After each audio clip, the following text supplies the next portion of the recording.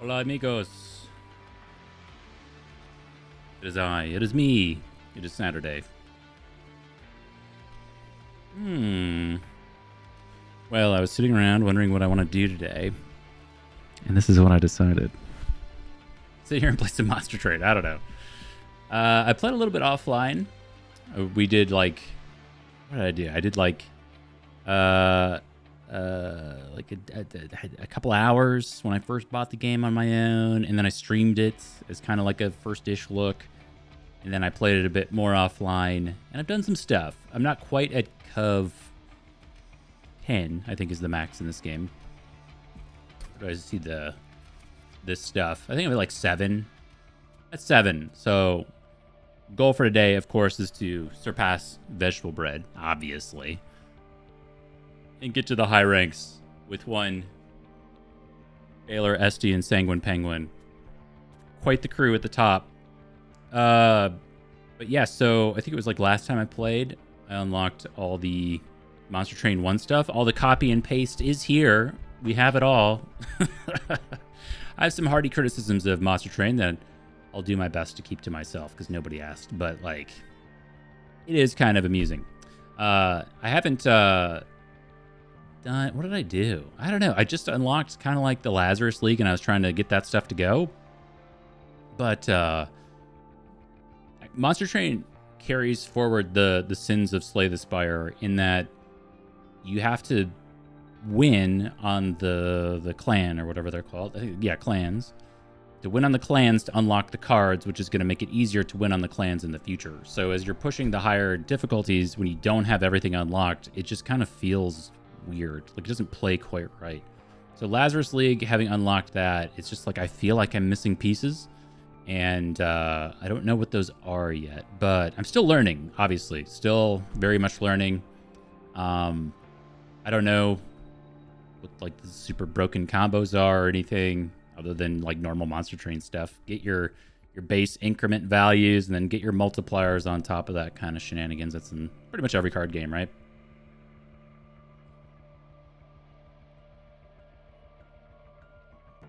$30 of 180 and 97 of 180. Goodness. That is a lot. My favorite so far, I think my favorite to play with so far has been Under Legion. I just like it. The little fungi troops are super cool. I think they look cute and make great noises. I don't know. I'm a simple creature at the end of the day. It's very nice. It's fun to play with. It's aesthetically pleasing. And then my favorite from Monster Train 1 was always the Awoken and then the Umbra. So I'm really looking forward to unlocking Umbra so I can do like the fungi troop morsel thing and just hear the little squeaks for the entire run. I don't know what else to say. Little squeaks and oohs. The ooh-woos. But I like them a lot. So that has been fun. I have not played with any of the alternative... I don't know what they're called. Commanders? Clan leaders?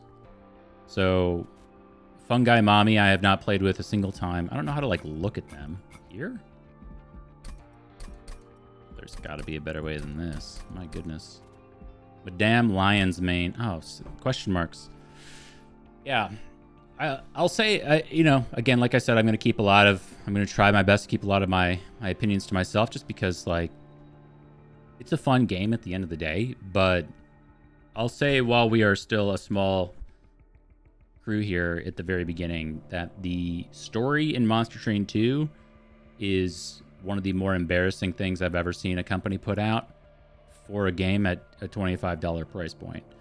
It's the 2D, no animation, sliding in and out from the left and the right with the text box is just, wow, I really don't have anything nice to say about that. That's just like, I click through it every time, and you can skip through it. I don't think that's why people are buying Monster Train, but I think it could have just not been there, or have it come in later or something. It's just so clearly ham-fisted and not well done that it's just a big question mark. So anyway, beyond that, it's been really fun. I haven't played with any. I don't know who this is or this.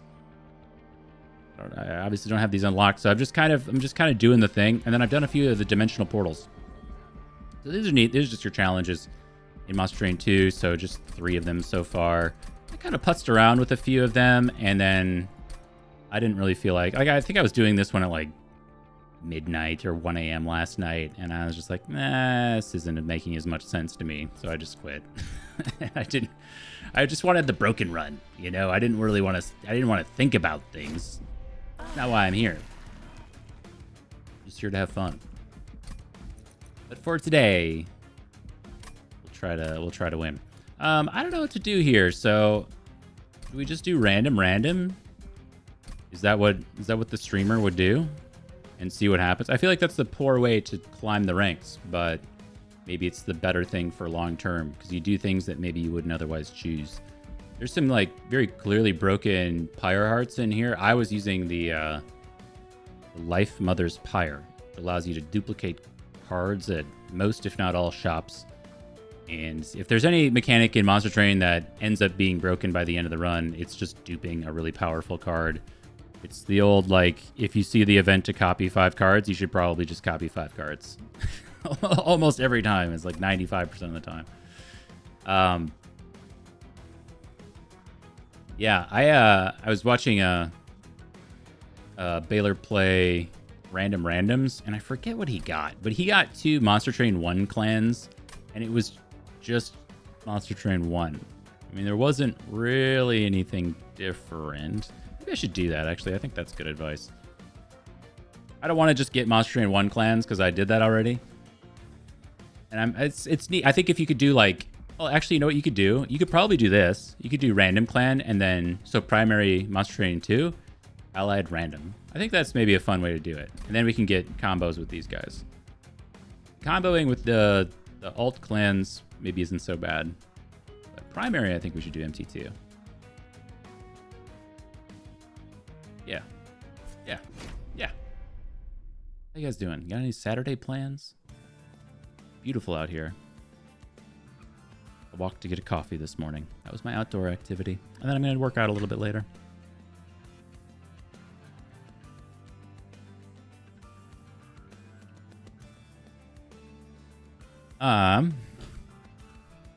Okay. Seraph Eternus, Chosen of Savagery. So this is the one that gives things that enter melee weakness 1, and then stacking rage debuff on the enemies. Cool. I don't think they do much about that. Oh, it's the Winged Spirit. Once per battle, select the heart to restore the front friendly units on all floors to full health. Once per battle. Okay. Right on. So you have Flicker here, 0 cost, deal 1 damage to enemy units, multiple, so it's entire floor. That's okay. You throw like 10 damage on this or something and have it kind of be like, what was that spell from Monster Train 1? The healing one, like Glimmer? Glimmer? Is it Glimmer? It's the green one that does healing and damage to everybody, but you kind of just always took it as an AoE solution for the little guys in back. Then Ventus Among Us, 3x damage to enemy units. I mean, this is from Monster Train 1. Glimmer, yes. And then we have the Magma Mauler. Strike, apply Pyre Gel 8. I've noticed a terrible habit I have in Monster Train 2 is something I also did in Monster Train 1, where I really like the idea... Oh, Lady Gilda, I haven't played with her yet. I really like the idea of having a giga floor. You have a floor that does the thing, it synergizes really well, you build around it, and where I suck is getting anything on the 2nd or 3rd floor. Like, I want the good stuff. I don't want the mediocre stuff that's just going to die, but you kind of need that. Like, you need something to happen on those other floors. Even if it's not amazing, you kind of need something. And I think that's where I'm a little bit lost right now. What is this? Summon a gilded egg. Summon. Retreat. Celebrate. Gain 2. What? Okay. So she's very large. So you can only summon like one thing. So she summons an egg. And then it retreats to the back. And then... Okay. It's a 3560 with trample. That seems pretty freaking good. That's not so bad. Average 5 is cool, though. That's a lot of money. I feel like I don't need it yet.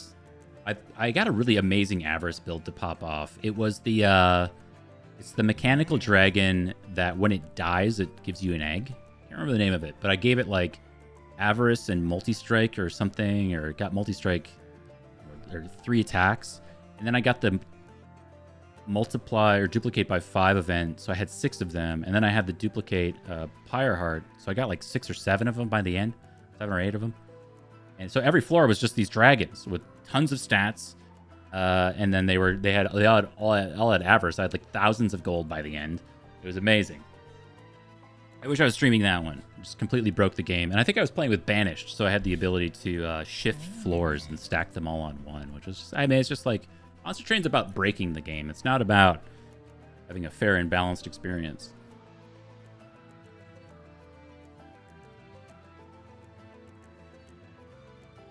Yeah, that's how it feels. I haven't done the end game. I forget what they're called. The Titans. I've not unlocked the Titans fight quite yet. I've seen it, but I haven't unlocked it. Actually, while we're on the subject of the Titans, this is another one of my feelings about Monster Train 2, is that there's clear mechanics from Monster Train 1 that they have not put in Monster Train 2, i.e. like combining units, which was kind of a cool idea. So that's just not here yet. And my worry is that that's going to come in the form of DLC later on.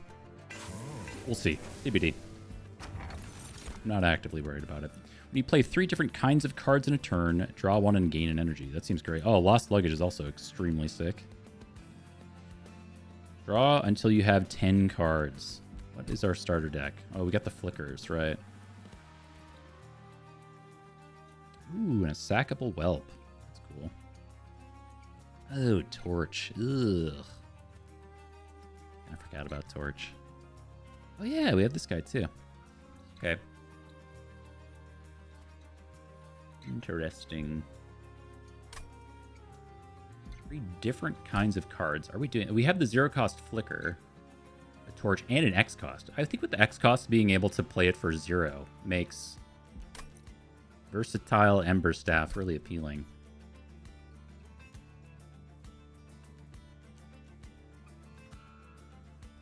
Because like a Blight, well, I guess I don't know what different kinds of cards are. What is different kinds of cards? Is that like unit, spell, Blight? Is that just, you know, Torch, one more bad word about Monster Train Flicker Vent? Revoke this sub. It's too late, buddy. You can't take it back. Thank you so much, man, for 2 years, too. Thank you. Much love. Many bills to you.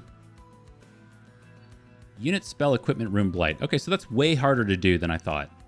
Initially, when I was looking at it, I thought it was just going to be like, oh, we could do spell, spell, spell.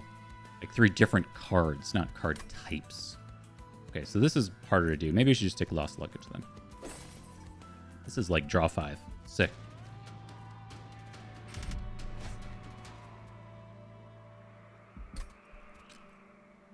Titan Skin 1 kind of sucks.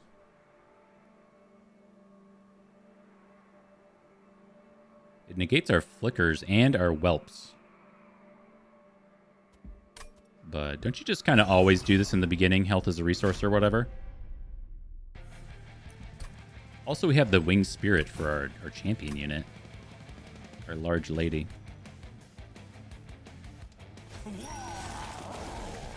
Oh. She triggers her own summon. Oh, let me reread that. Summon. Oh, it's a... Oh, I see. I misunderstood.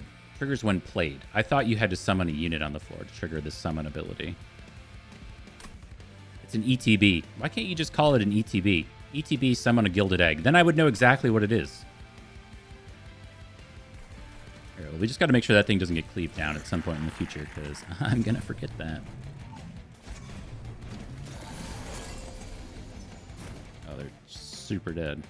Okay, so what do we want to accomplish outside of Giga Floor 1? Not much, honestly. So we have the normie stewards. We don't have anything that consumes. I mean, I think we almost just end turn. Like, we could save a little bit of HP, I guess. something. Sure.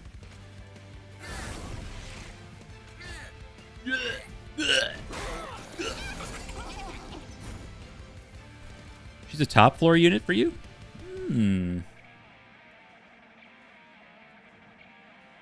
Not here to disagree. I think that I saw that she was large, and we get these units. So the problem I have in Monster Train 2, I don't really remember Monster Train 1 well enough, is that I feel like you're punished so much more for doing top floor strats, excuse me, in this game. Whereas like there's so many units that add this garbage to the top of your draw pile. That may be my own bias at play here, but that's how it feels. Shoot. This matters that much.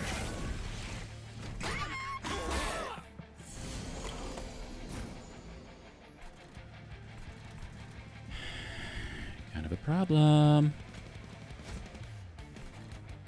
You usually go bottom floor. Okay. And we know from how much further along in the game you are that you're better than Zuthus. So I should probably go bottom floor. Oh, shit. I'm losing my egg. I should have put her on the top floor. Okay, lesson learned. We do have the heal. We can heal here. That'll get us a little bit further, but I mean, it's not going to get us to 300. I don't think that's possible. All right, all right. Hey, look. As with most things in life, these types of lessons are best learned the hard way. You know? It's just it's a hard fact. It's a hard truth. I think we do that. I hate that it moved my camera. I gotta tell you, there's one setting in Monster Train 2 drives me bananas. So by default, well, it's not gonna work with these guys. If you have a spell, I'll just let that go. Maybe I'll slow this down since I'm streaming.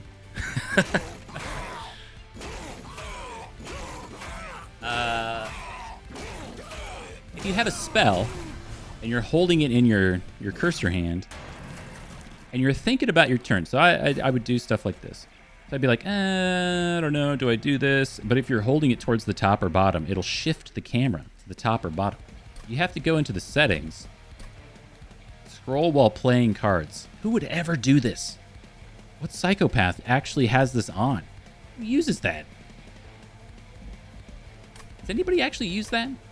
They're like, I want to vent, but I want to vent on the top floor. Who doesn't scroll and then vent?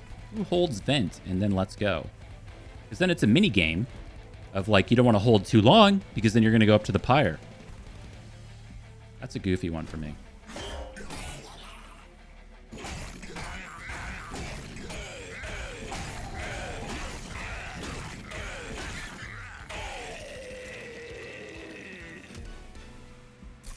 Yeah, there you go. You're welcome. Egg. I mean, it's another direct damage spell, but we're doing egg things. And if we're doing top floor Andy, we're going to need some nice direct damage that we can stack up there. Gul'dan Touch seems pretty good. Ooh. Rage 12. We also have Ascend here, so we could ascend units to the top floor to get our super floor going a little bit more easily. We have some large boys here.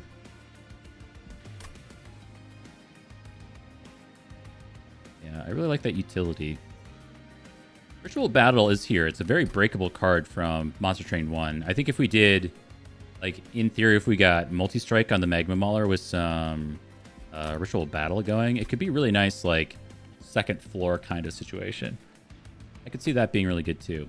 I mean, concerns for now is that it's a dead draw. Like, it's just useless. But that's, like, I mean, from what I remember from Monster Train 1 anyway, that's a very breakable card. Maybe we'll just do some hidden passage stuff.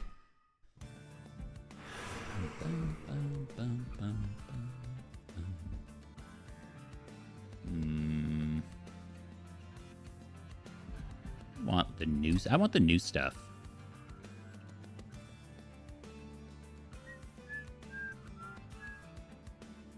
say of Lady Gilda, it feels really weird to put a 3560 trample on the top floor.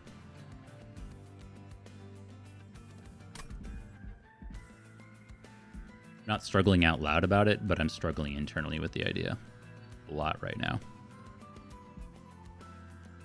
A different of the covenants. I honest to God don't remember the covenants from. Okay, so there were 25. Ow, there were 25 covenants in Monster Train 1. There's 10 in Monster Train 2. I don't remember.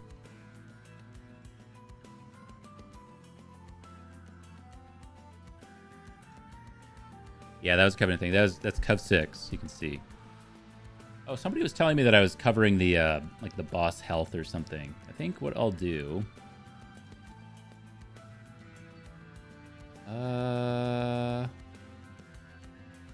Like this? Maybe this makes sense.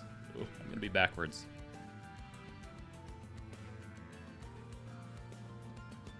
But yeah. Actually, in the most recent update, they changed where the graphic was for the Calcified Ember to show you exactly, or more clearly, which card you had to select to add that. But I think, you know, like, with patches and DLCs or whatever, which I'm sure will come, we may see more covenants. Be my guess. Okay, so I really want this Pyroborn banner, but we are probably going right up here for this Hellhorn banner and the Merchant of Magic, which is kind of awkward. We have Hellhorned Magic, Hellhorned Steel. Steel, we would be looking to upgrade the Magma Mauler, of course, to be a bit better. For the Magic upgrade, we're probably just doing Golden Touch. Not think too much about it. Oh, this is the dragon I was talking about, the Guildmonger. This guy's great. This is a first floor Andy if I've ever seen one. So if it dies, we get an egg. I love this guy. So yeah, I got like, I think I put like Large Stone on him, and then I got some kind of multi-strike with Avarice. It got crazy. Yeah, this guy's sick.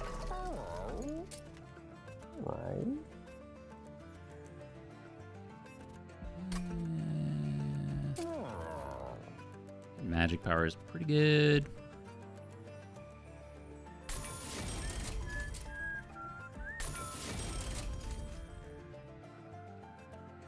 I don't know if I care about anything being intrinsic. Passage actually isn't bad for intrinsic. It's because then we can disrupt that first floor right away. That helps us avoid getting bricked by the whatever they're called, the things that go on the top of your deck. I hate that idea. It's not amazing, but it's not bad.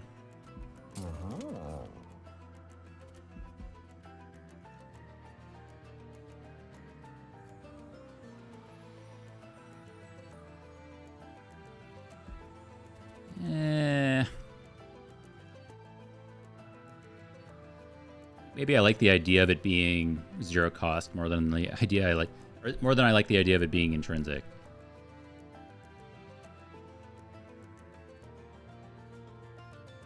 It's kind of weird. I think it's too weird. Move on.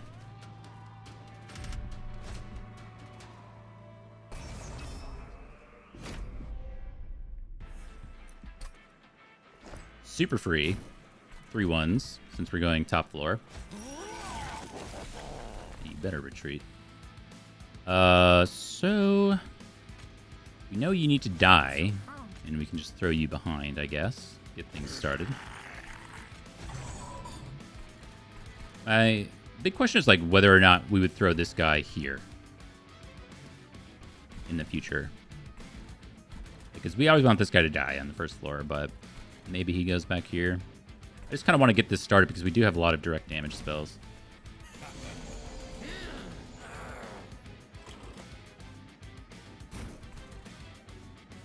Okay. So I'm thinking like here if I had the, whatever it was called, Hidden Passage, I think I'd be that much better off. Okay. What does this do? Applies when the unit is at the front of the floor, so it gets stronger when we kill all this other stuff.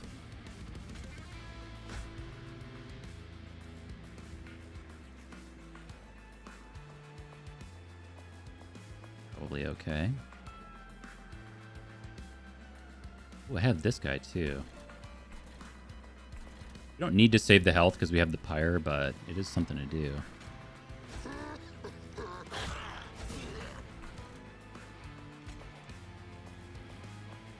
I think this makes sense.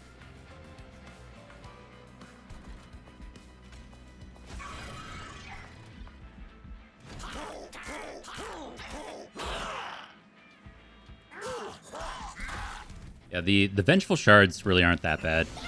I don't remember what they were in Monster Train 1, but it's just 1 damage. It's like rarely even worth playing.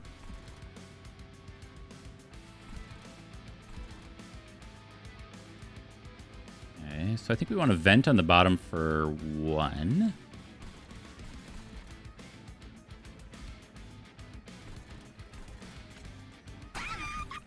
Egg. Put you like in reserve.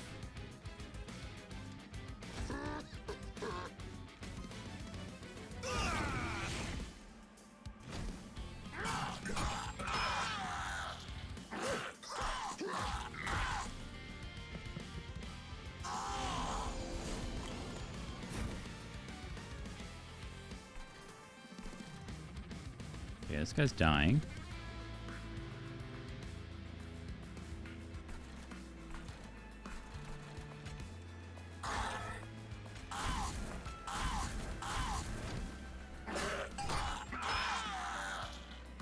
Egg.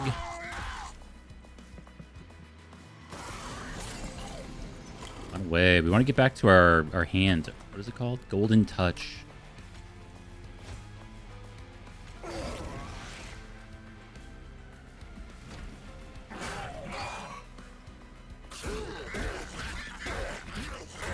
Do still have our winged spirit.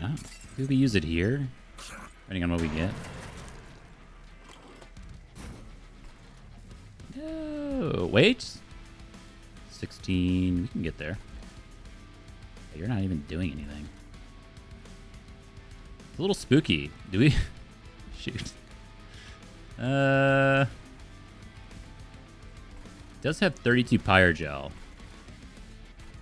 So we should wait until next turn, I guess.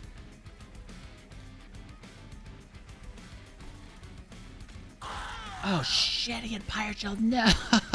Wait, we have the button. Wait, new feature. New feature.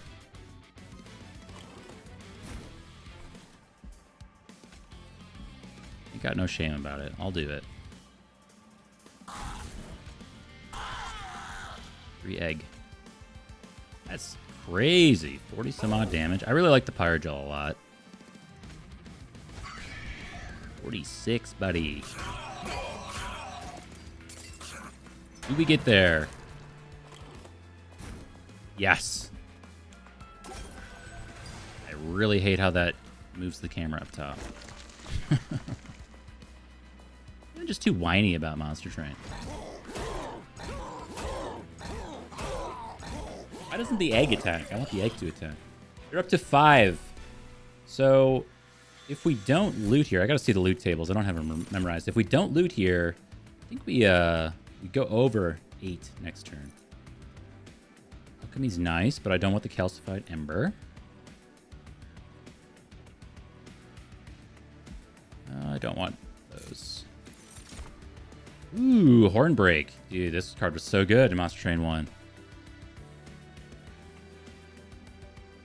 Fortify's like okay. Not amazing. It's really nice with the lost luggage, I guess. It's something.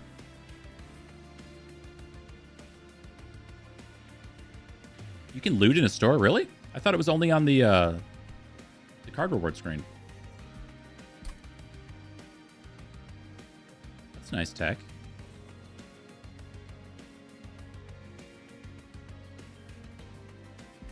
Let's click the egg. I can't click the egg. Maybe I've only ever tried to click the egg when I'm in the card reward screen. I don't know if Fortify's like good enough. This is my problem. Okay. It just saves the egg.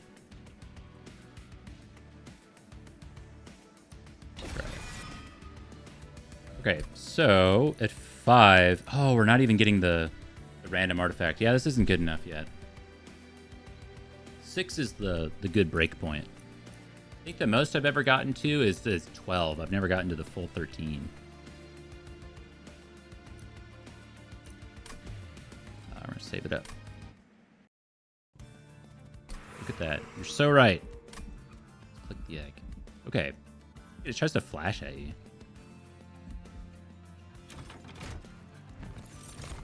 Ooh, the Horned Warrior.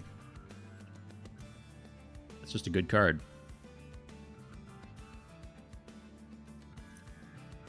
Yup.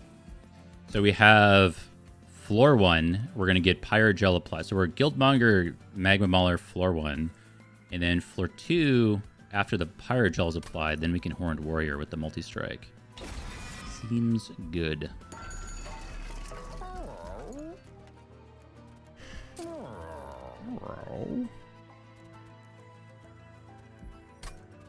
Yeah, I think that's gotta happen. Spell chain. This is a neat spell chain. Also fortify. Just gives you 16 armor. Something. My problem with like investing deeply with something like Flicker is it doesn't scale. Like this doesn't really beat Seraph, you know? It just kind of helps kill the little guys, which isn't so bad. Sure. And then I think from last time, I didn't really feel like I needed this, so leave that as is. Ooh, the Balatro event. This one's fun. Last time I did this, I took the Gros Michel.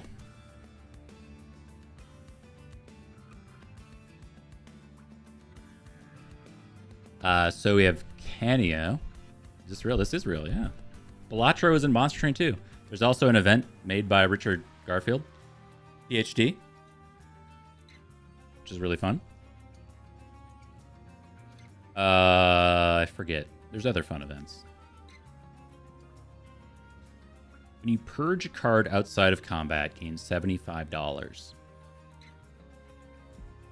Friendly units gain +3 for each rare card in your deck. I don't think I have any rare cards. None rare cards. Or the Gros Michel. I mean, I think we just do this. This is crazy good. Non-champion friendly units gain +10 damage after each round of combat. 10% chance for this artifact to be destroyed. But if you've played Balatro before, you know it comes back.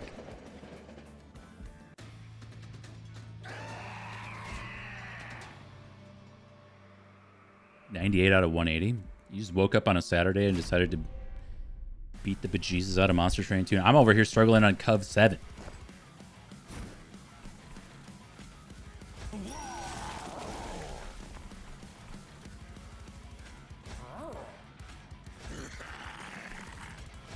So now I can effectively use all of my Ember on turn 1.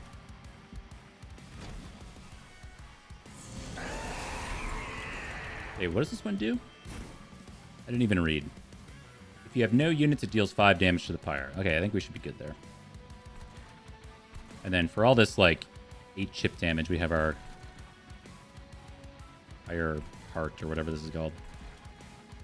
Okay. Go. Sure.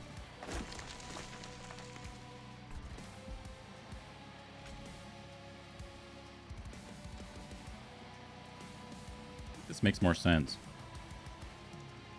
Because we have the Pyre Heart thing that we can do.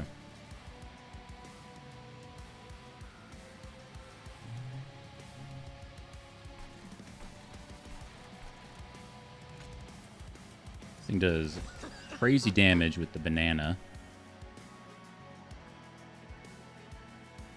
Let's do this. Sure.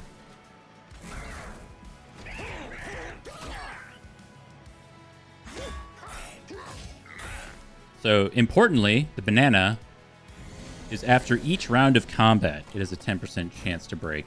So, the first time I used it, I've only had this once before, but it broke, like, after a couple turns in combat. I don't think I made it through a single combat without it going away.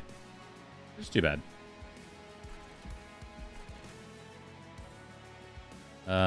Yes. Yes.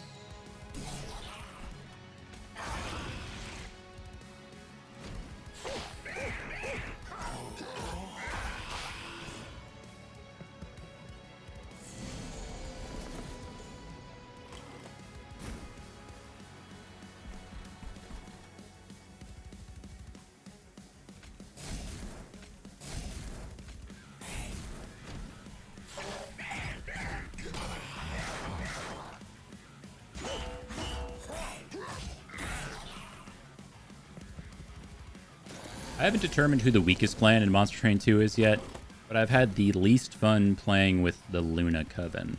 And I initially thought I would have the most fun playing with it. It might be one that I just haven't unlocked all the cards on yet. I could definitely see that being the case, but yeah, it just wasn't great. It wasn't a good time.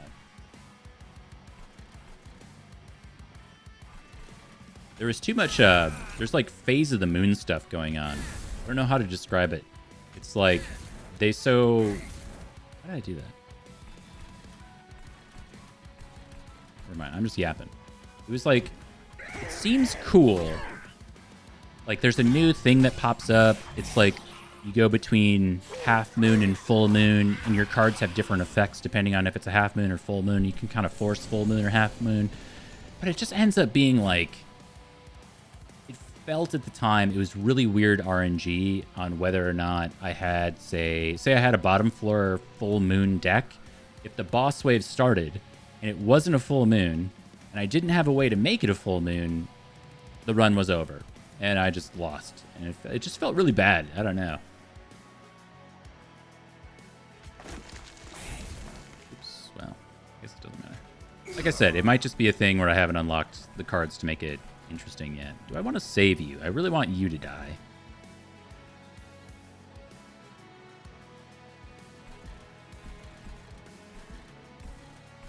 Or...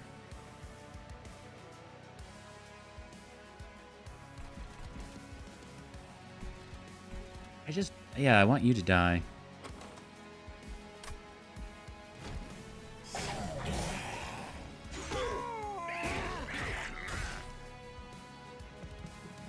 Yeah, that's what I'm saying. Like, I think I just have to unlock all the cards. I'm usually not one to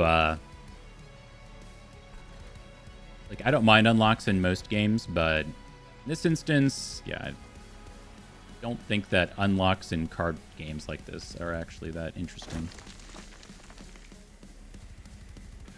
They keep coming up. What's better here? I said Pierce. Let's do this. Oh, wait, they have spikes. Oh, this doesn't do anything. Shoot. Well.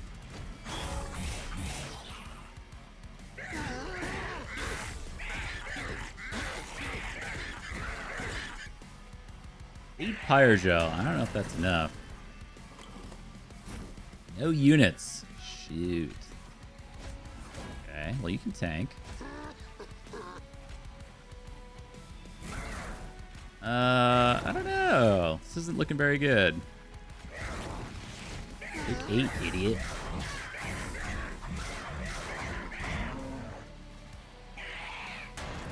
And I lost my banana. Well, I feel like I may have made an error this combat.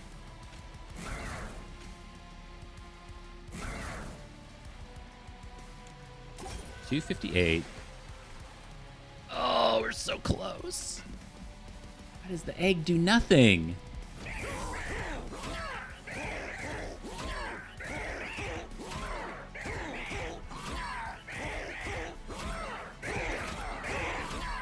Wrap it up. Devastating.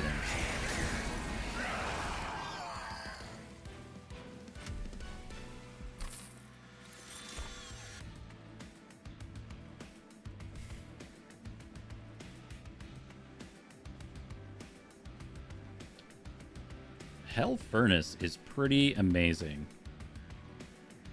We just don't have a ton of like Pyrogel applications at the moment. Other than the Magma Mauler. What did we get there though?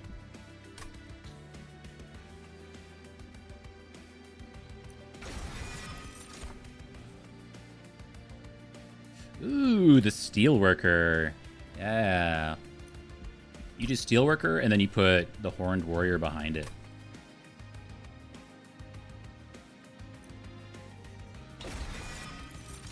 Okay, now the big question. So, I kind of feel like just more card draw is really good here. And again, we're not really trying to get back around to too much stuff. Like, extra energy is a problem because we don't have any payouts other than Vent. I think we just want to get back around to our higher impact cards. And yes, we loot. So going from 7 to 8, we get... Oh, you get to select. That would have been nice. You're using an ability. Friendly units gain 3 armor. Spells gain +3 damage for each upgrade on their card. Pretty good. Units gain +3/+3 for each upgrade on their card. Also very good. That's crazy. Well, we know we have like this upgraded and this upgraded.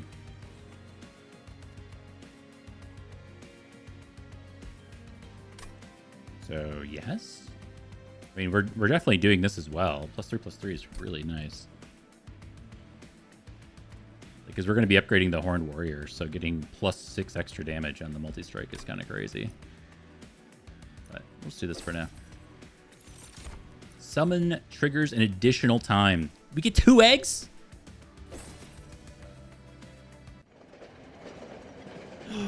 What could it be? It's this idiot again. It's Jimbo the Joker. I don't know why you wouldn't take this, but it's nice to have the option. So we get the Cavendish. Non-champion friendly units gain 3x base damage. After each round of combat, there's a 1% chance for this artifact to be destroyed. Hate that for me, but the one other time I had it, it did not break. 99% of the time, every time. This thing lives. And I don't even know what the upgraded champion does for this guy.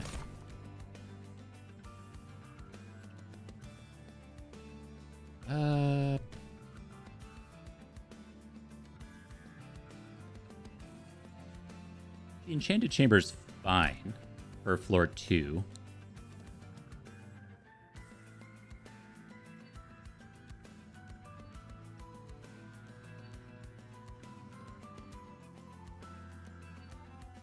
The Hell Furnace got a little more awkward, I guess. Let's see what it does. Oh, she just gets very large. So I'm gonna... Oh, a Gilderer egg. Excuse me, the egg gets upgraded. So celebrate gain 4 and $50. So we're gonna get 2 of it. We're gonna get 8 eggs per celebrate.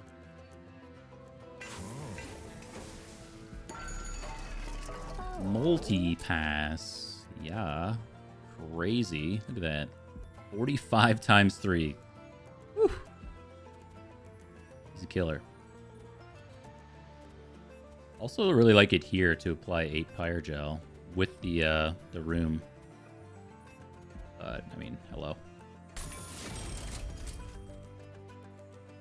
We just don't want to get swept.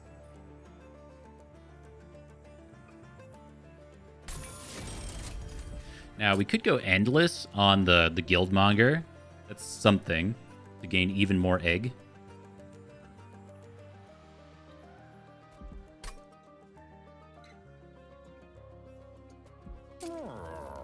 I think that's an idea. I'm pretty sure that's an idea. Ooh, Quick would have been so good on this guy too. Titanite seems good for our tank here. So Titanite, take half damage with all this armor stacking we have going on. It's nice. And then what if we lived the dream and put Avarice 3 on this thing?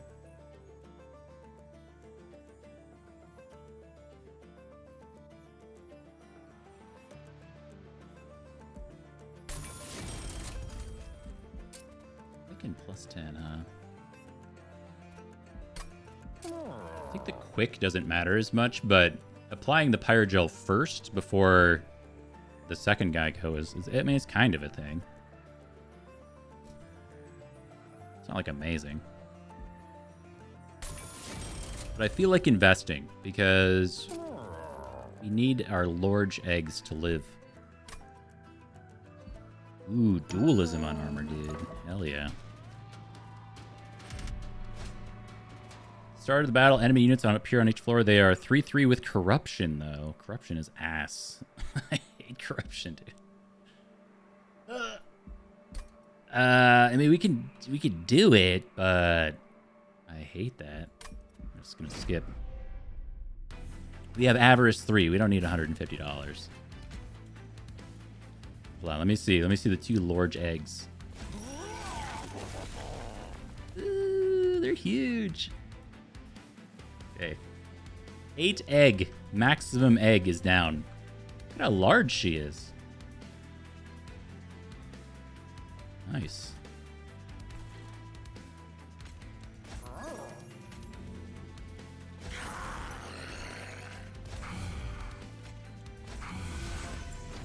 I think this is a nice looking train.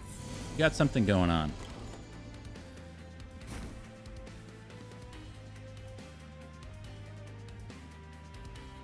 See, here's where Hidden Passage does stuff.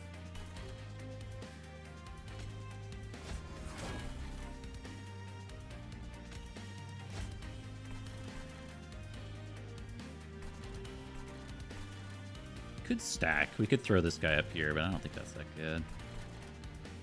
Ooh, we got, well, no. Remind me, when you ascend a unit, does it go to the front or the back? I think it goes to the back, right? So if we ascended guys up here, they just put armor on stuff and it wouldn't be that good, right? Back, yeah, okay.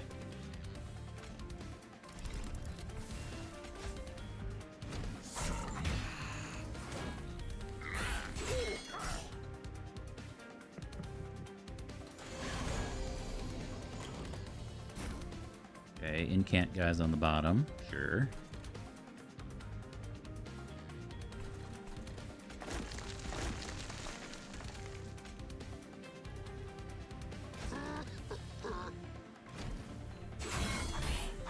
And then when you descend guys, it's the same. They also go to the back, right?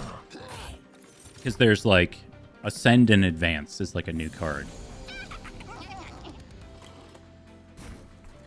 These guys do 3 damage. This is the part that I hate. I just hate this so much.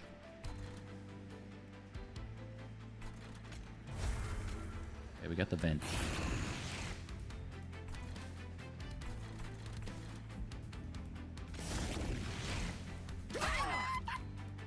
I like that the zero cost vent triggers damage when the enemies have Pyrogel.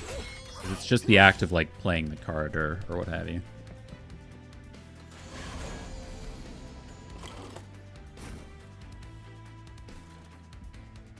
$36. My Lanta.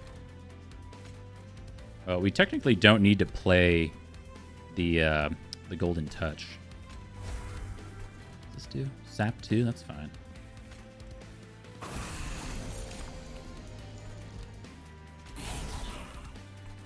We have these eggs here, but we might as well do it. Just in case.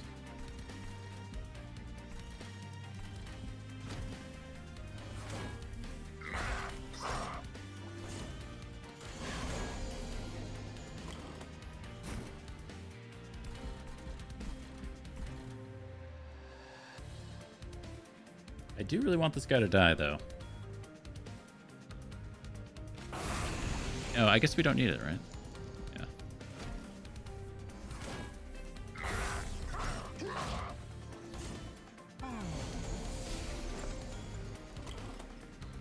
What do you do? Summon. Descend all friendly units to this floor and retreat. Pour in the Judge. Apply multi-strike 1 to all enemy units. Okay.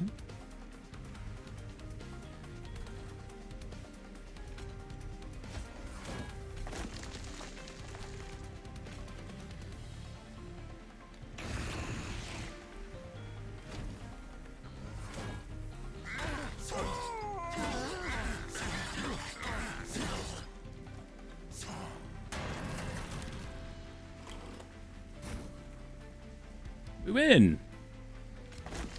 Nice. It's all coming together. Get a little bit of money from Avarice. We will max out on eggs here.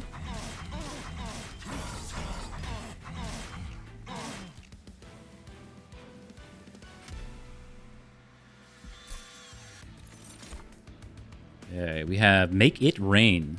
Deal 5 damage to enemy and spend $5 and repeat this card's effect up to 3 more times. Consume, draw a unit if you have $30. Spend it to apply some stuff. And Stuck Up Well. Expensive Taste. Apply Avarice 2 to friendly units. Oh, that's kind of fun.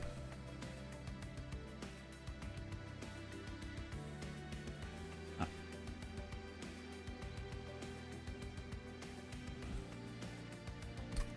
I like that for our first floor.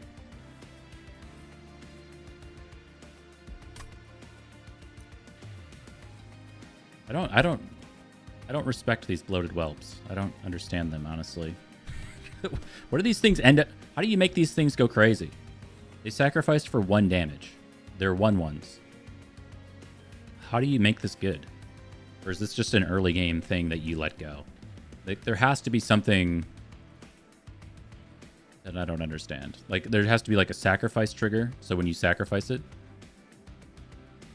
Hydrogel? Oh, okay. So you Pyrogel on the first couple floors, and then by the time they get to the top, you can sack them and do a bunch. Okay, I guess I see the vision.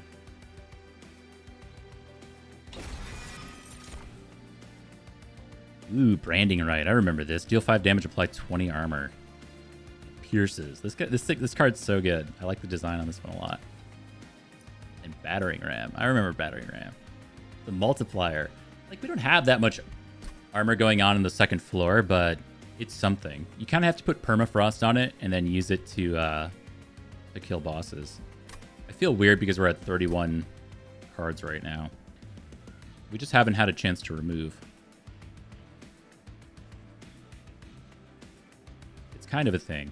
I've always found this in Monster Train, though, is like when you're riding the line between 2 different archetypes, whether this be armor or Hydrogel or something, it tends to not really go that well by the end. Monster Train seems to really reward finding a strategy, tripling down on it, and then making it go crazy.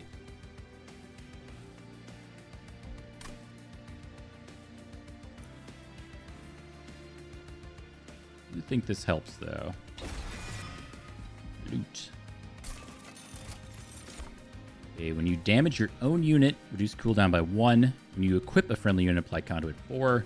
When an enemy unit ascends, they gain Pyrogel 2. That's the one. Then, units get an extra upgrade slot. Yes! Yes. So good. Plus 3 energy on deployment, and then cheaper shops. But we all know that the extra slot is crazy on units and spells. Thank you, Egg Queen. And then we got to upgrade our units now. Fragile. And Meat Shield. I actually like Meat Shield. I don't know who to put it on, though, because floor 2 has armor stuff, so...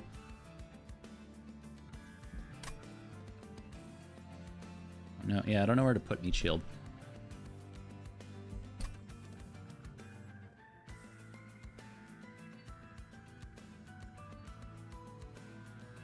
Like, floor 1, we don't want to put it on the Guildmonger. So, and it has Endless, so we just replay it. So, I don't know. This is kind of weird. Glass Cannon is always tempting. I'm going to say no.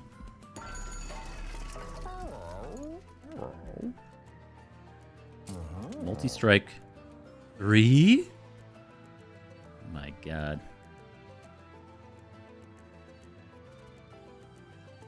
We could throw multi-strike on this guy. My fear is that with just 30 life, this thing's just gonna die.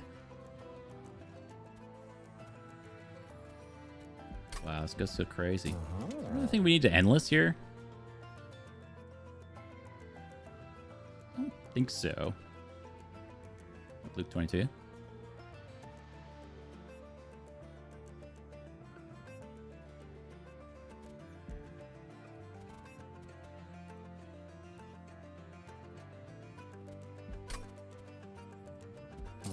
We have to multi-strike something. I just don't know what to throw it on. Maybe just the Horned Warrior. Could be boring.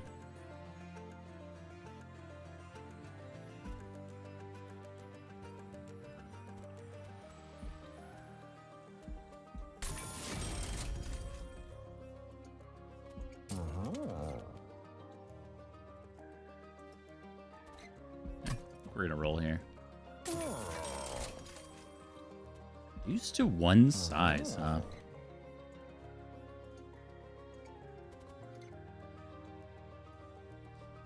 I mean, that's no, not that. With this guy, it's nice if we get more copies of him. We can dupe it.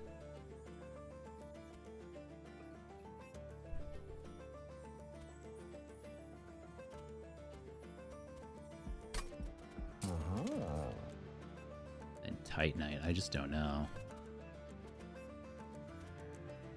We don't even really want this guy to have Titanite. It's got to be reduced to one size. I just don't know where to put it right now. I mean, we could just throw it on Steelworker, and then maybe we can dupe Steelworker and get crazy armor stacking going later on.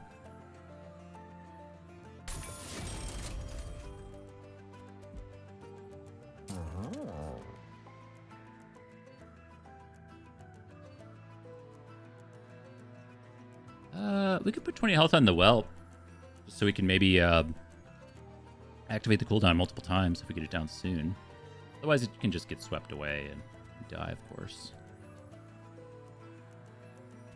Actually, Steelworker's also not bad, because if the enemy boss spawns on second floor, 15 health probably just gets it killed in most instances. Same is going to be true. I mean, it has Titanite, but still what? 22 health or whatever? 23 health, depending on rounding. So if it summons in with melee weakness 1 from Seraph, I think it's got to have something like this. Though it does stop our ability to put dualism on it, which is what we really want to do. So let me just throw this here. Beautiful plays. Dude, you've returned. Where are you? You're the only Fortnite streamer I've ever watched in my life. I haven't watched a single second of Fortnite since you stopped. A dim light flickers. Look at this otter.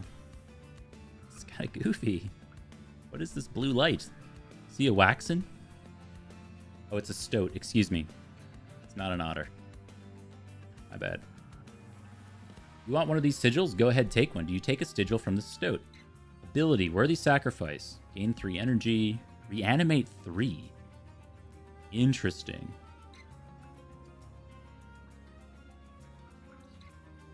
Or fecundity. Summon. Add a copy of this unit to your hand that costs +1. Interesting.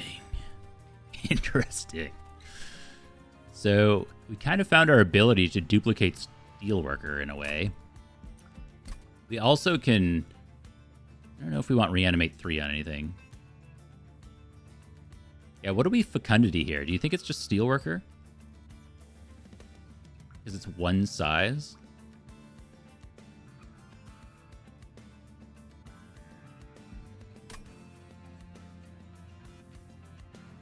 Crossover stuff? What is this from? What is the stoat from? I don't know this game.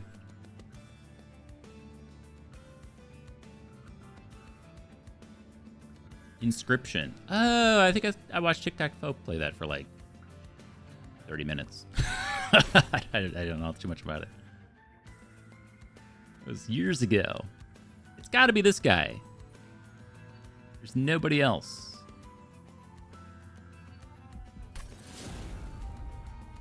Total misplay. Dude, What a dick. This stoat sucks.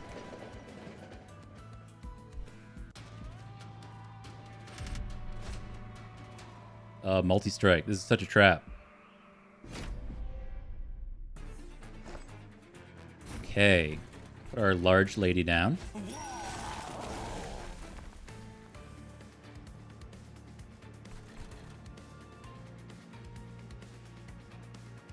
So we got some choices to make here. Because this is going to cost 3. So we could stack... How does fecundity, like... How does this work? So it goes to my hand. Does it then get shuffled in? Well, I guess we got to play this first. Cost 2. Okay. So it seems to be the same, so this should get shuffled back in. Is my understanding. And then we would get another copy of it, and it's going to cost 3. Which we'll see later on. That's what I'm going with. So I'm going to finish doing this, and we'll double check. We'll end turn. Do I have enough offense? Well, I took battering ram, so in theory we have a floor 2 kill floor if I can put like permafrost on this. And something else. I mean, I don't even know if we need anything other than permafrost, honestly. Okay. Gul'dan touch.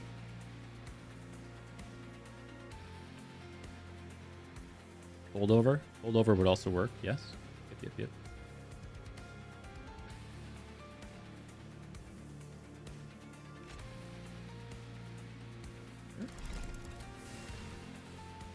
I have a feeling we're going to lose Cavendish.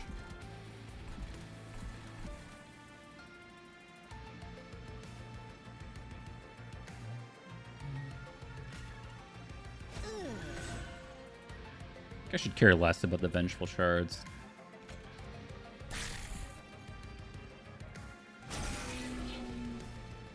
I always play him. It's only 1 damage, though. When has 1 damage ever mattered in a card game?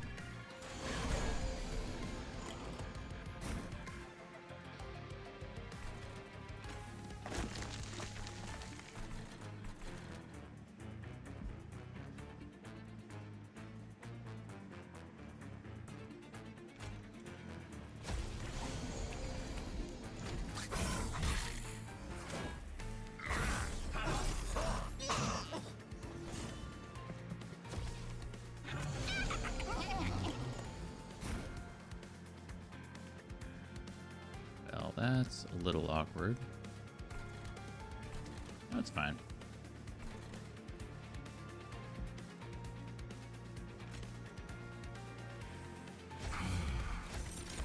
Damn, fecundity goes crazy.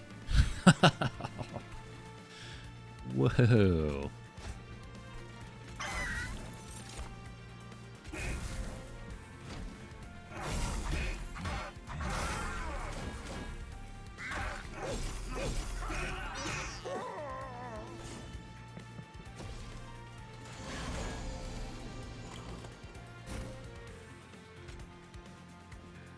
Oh, I forgot to use this guy's ability. Shoot.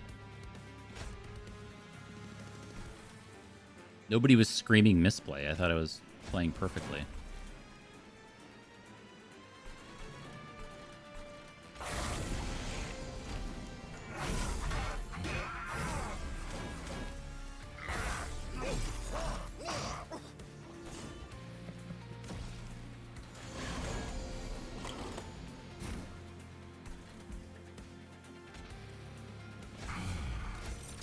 Damn, he goes crazy. 4 cost. Yeah, we can take the energy thing.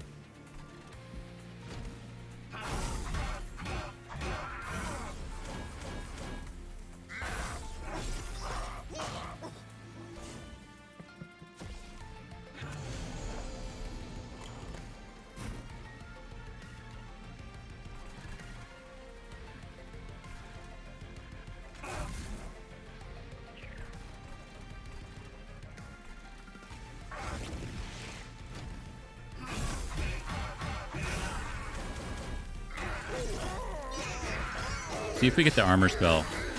Actually, yeah, it would make a difference. None armor spell, but we're winning anyway. Maze. He's even dying. Look at that.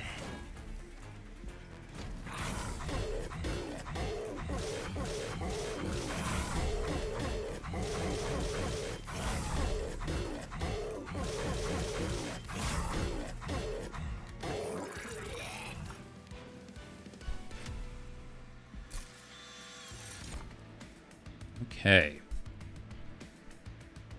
Ooh, deal 20 damage to all units. On Slay, gain $10. Importantly, I've learned in Monster Train 2, all units means all units.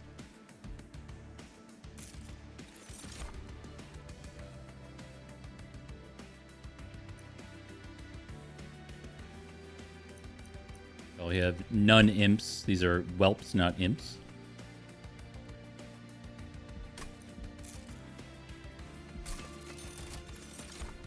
Okay, plus $2 on our energy on our first turn after deployment is really nice with lost luggage.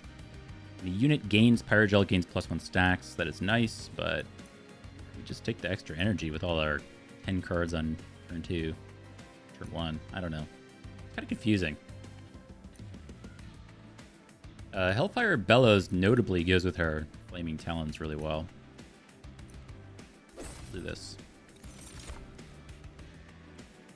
Okay, trial dollar rewards are increased by 50%.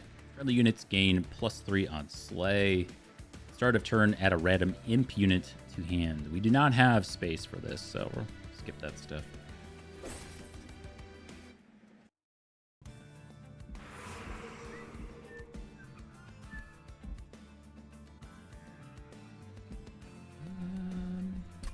I do think we want to upgrade our spells.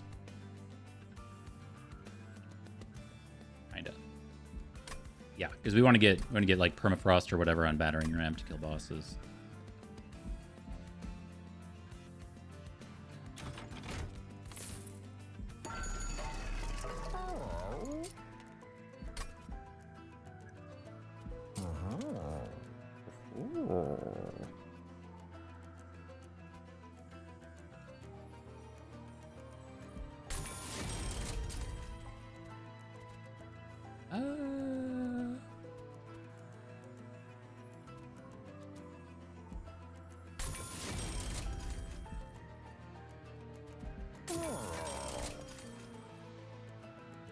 Okay.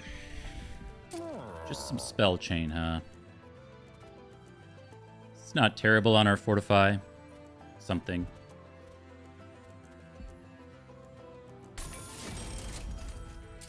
-2 in gain consume. I mean, we don't really have much to do that. We could actually do both of these on event, and it wouldn't be so bad.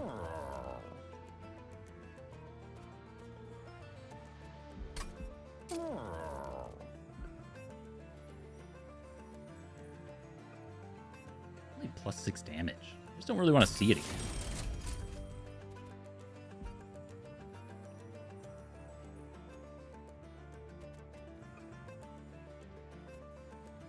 Yeah, it's kind of weird.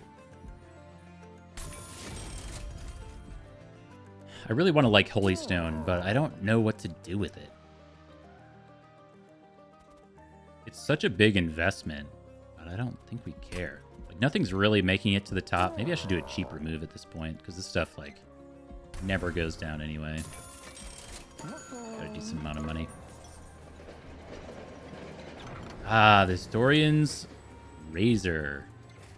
Move Ember Charge. 2 random artifacts. So this guy gives you this thing. Friendly units get +10 damage, but -1 for every non-boss artifact you own. So if you don't have a lot of relics, it can go crazy. But we have 1, 2, 3, 4, 5, 6, 7, 8. We have 8. This would be 9. So it does nothing. The question is, do we want to get rid of this thing that gives us +2 energy on turn 2? Which is like pretty good, but maybe not super necessary. Let's roll the dice for fun. Cards and reward packs and unit banners come with random upgrades. Fine.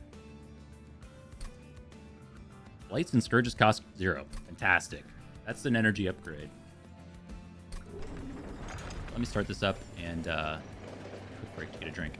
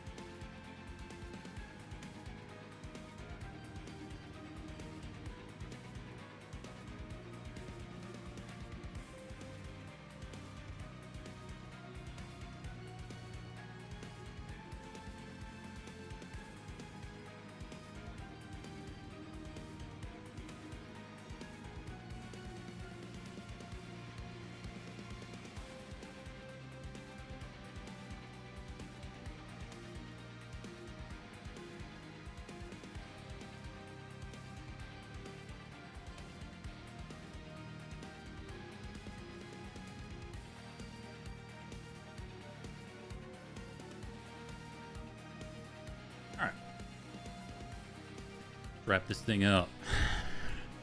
Hail and his chubs grant health and spikes to enemy units. It's not so bad.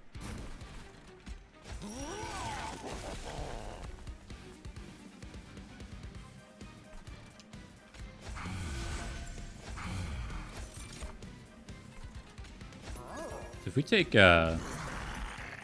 energy here, it's not really going to help our deployment phase all that much, huh? Ooh, Casero. Let's see.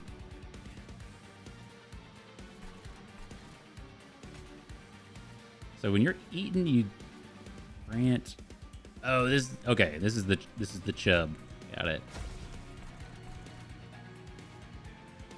Got it.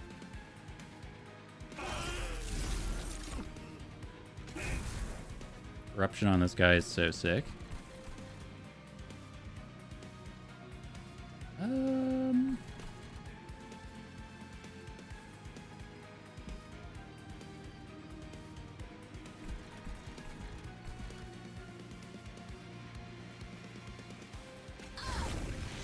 Sure.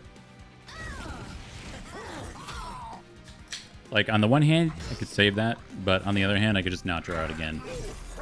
Both are pretty appealing. One of my favorite things in card games is just not drawing things again.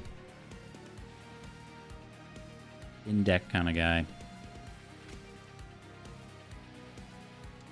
I don't need this, but I don't want to draw that card again. Put you down. Ooh, Fecundity's so broken. It's so sick. Ah, we want to get dualism on this guy so badly. Number would go up. Oh, we can't now. I'm okay with that.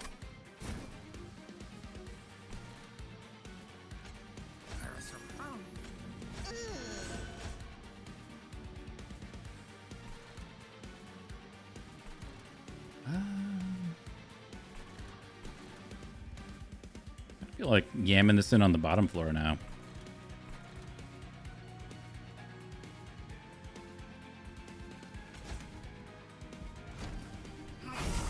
End turn is F in this game. It is E in Slay the Spire. Keep hitting E. Or is, I think it's E, right? Something is E. Because I keep hitting it. Urge L2, idiot. Okay, we gotta keep an eye on you. You're taking a lot of damage. Oh my god, 39. Whew.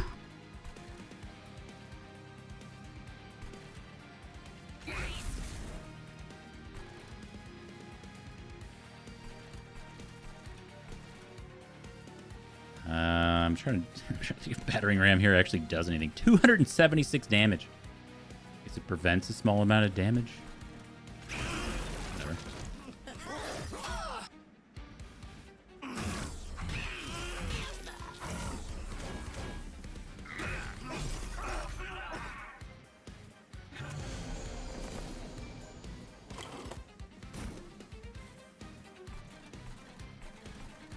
Okay, we do want you to die.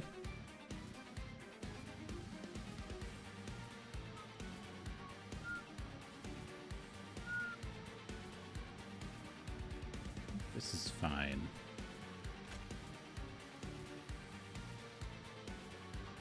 Oh, my Lanta. Sure.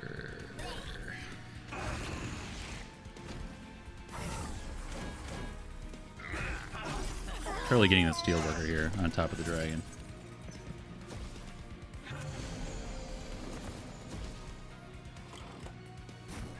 Ooh.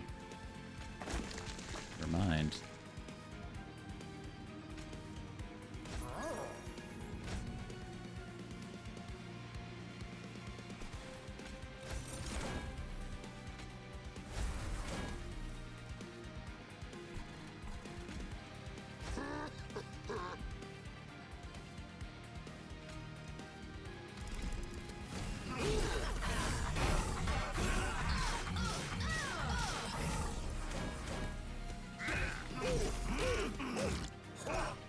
So, is Flaming Talons only proc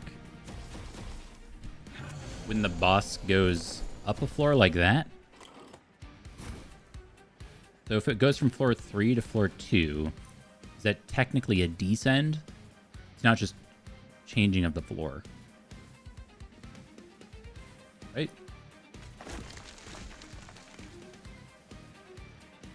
Seems to me how that would work.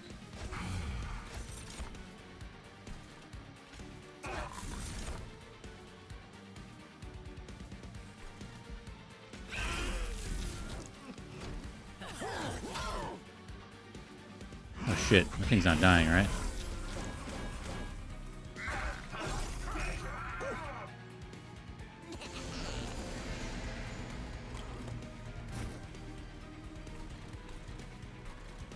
Good.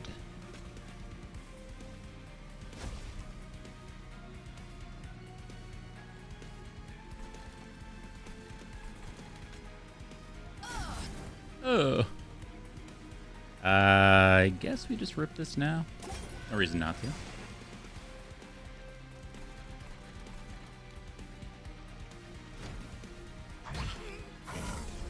Battering ram.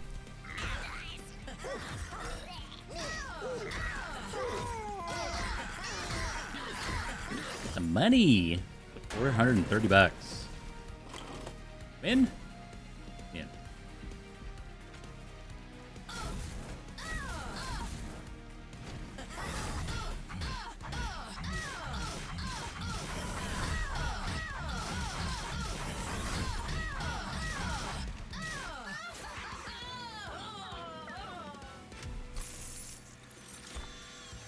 Okay. Pyroclasm is back. It has holdover. Still a no. Double stacking consume. Nice. It's cool, but we're not really doing that. This might actually oh, interesting. Depending on how this works, this could pull out our steelworker, right? Unless it can pull out what are they called? Whelps and train stewards. That's what I was trying to think of. If this was one of those weird like monster train mechanics where it only targets very specific units, like banner units, that'd be so sick. But we'd have to remove everything else, is my guess. Hit anything? Well, would have been nice. Another run. Some energy here, sure. Whelp supply Pyrogel 3, that's nice. Just do the +1 stacks of Pyrogel though.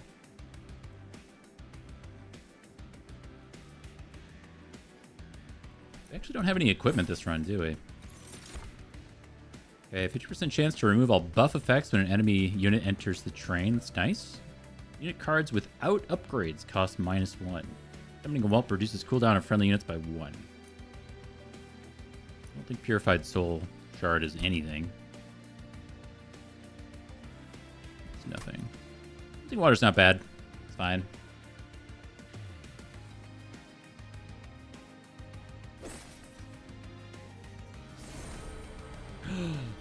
Oh my god. Once per battle, select the heart to gain 3 energy. Nice. Excuse me, hell yeah.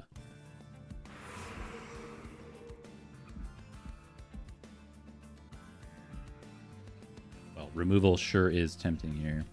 Do we have units to upgrade, though? Yes. Yes. Kind of.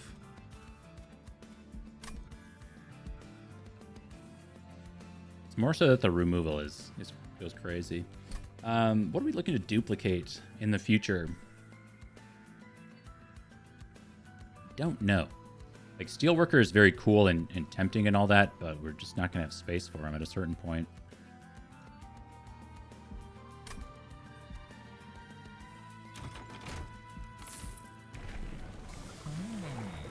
The Gildedest Egg gains 6 egg and $400. Oh my god. That's so crazy. It's $800 a fight. What? She doesn't even do anything. She just sits up there. She doesn't even get engaged in combat.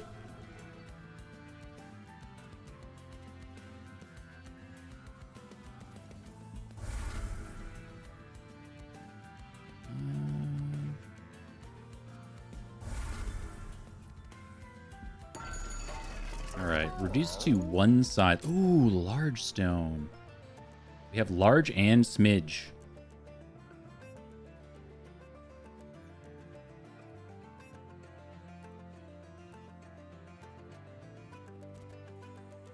Usually that's great, but I don't know what to put it on. We could smidge the Guildmonger, but it doesn't really do anything. I mean, we could do it to this Magma Mauler just to make the number a little bit bigger, but again, it doesn't really do a lot.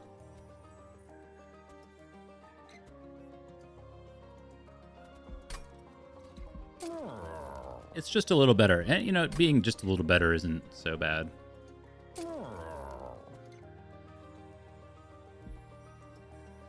Like with this strike effect, we really want multi-strike or something on this guy. There you go, buddy. Be one size. There's the multi-strike.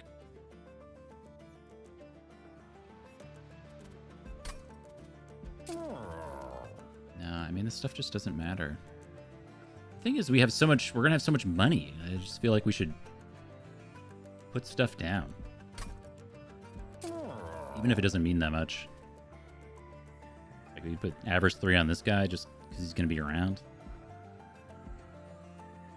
Not that we even need the money. I don't know. I don't know. Here you go, buddy.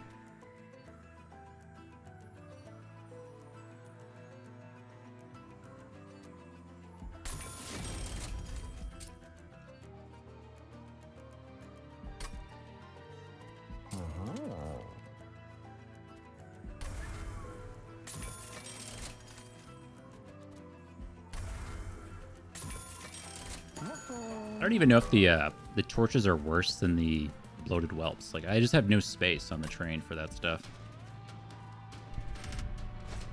Alright, start a battle. Enemy units appear on each floor. They are purified souls with spell shield 2, doing 12 damage each. That's a lot.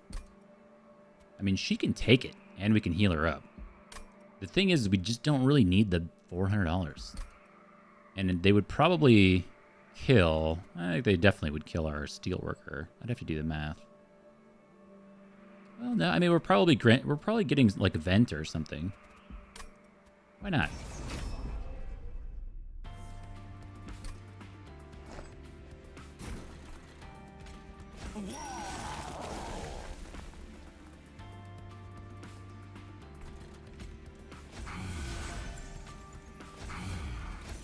Oh, I forgot. We have so much energy now.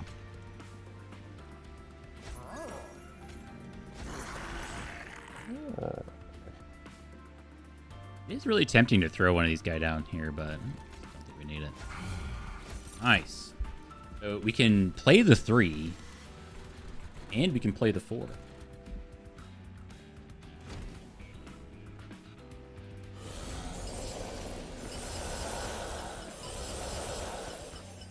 Ooh, the cleansing water.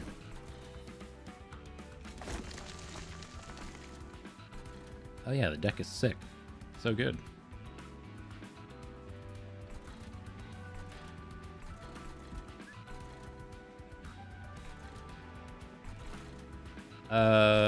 Okay. Like in my head.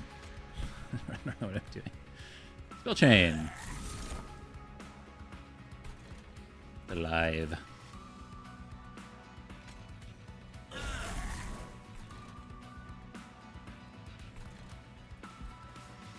I think we want to vent up here for 1. Why not?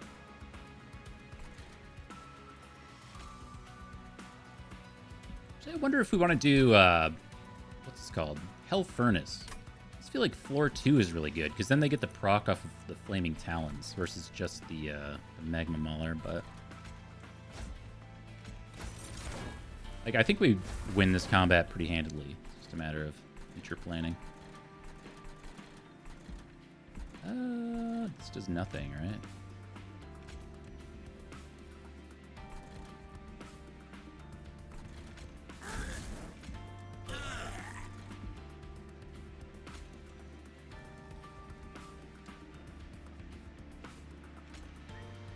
Does nothing. Okay.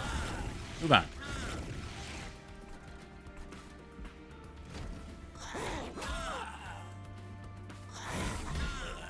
Oh, I kind of forgot about whatever the thing on Slay gained +3 damage. Consumed Crown.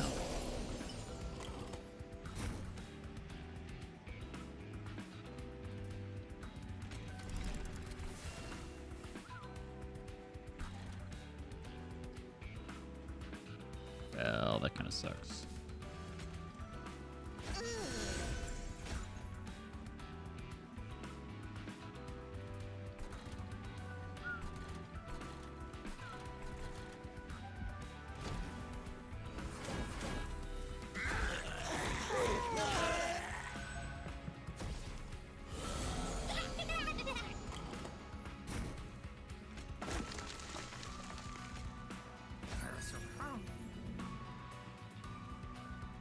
Well,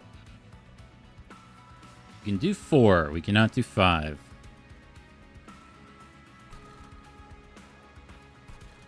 Unfortunately. Just throw this guy down for the damage then.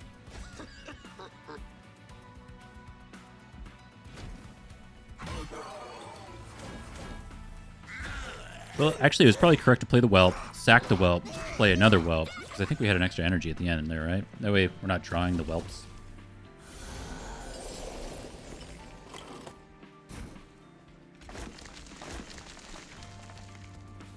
Hello.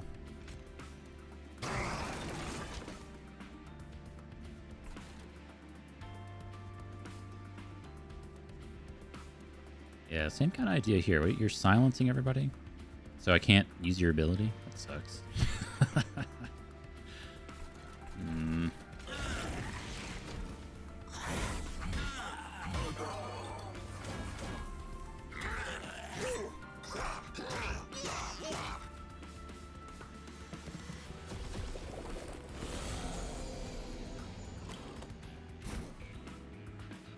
Wow, cleansing water whiffed 3 times.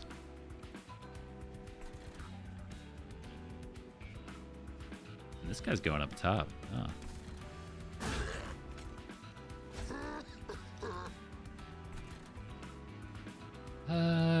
We could actually do this because of the Pyre Gel. We could also just do this.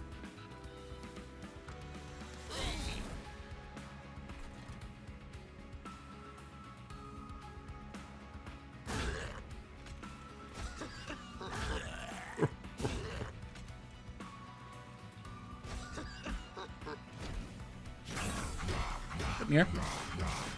35 out of 180. Weren't you at 30 out of 180 like 45 minutes ago? I've seen you play Slay the Spire. You play very fast.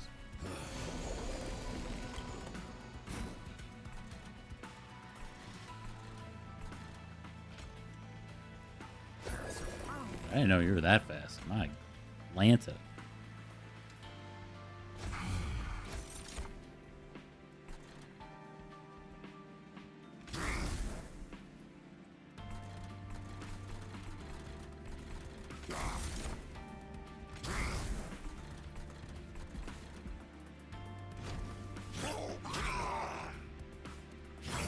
Here.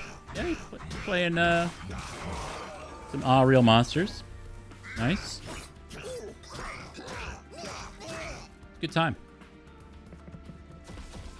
I feel like we've broken the run, but not in like the most interesting way, you know? That makes sense.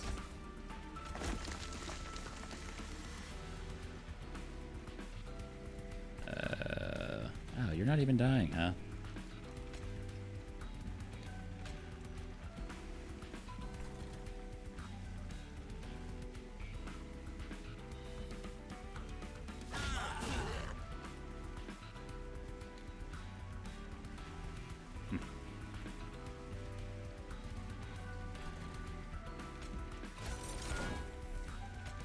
So, I mean, this one's dying when it gets up here. That's not really a problem, right?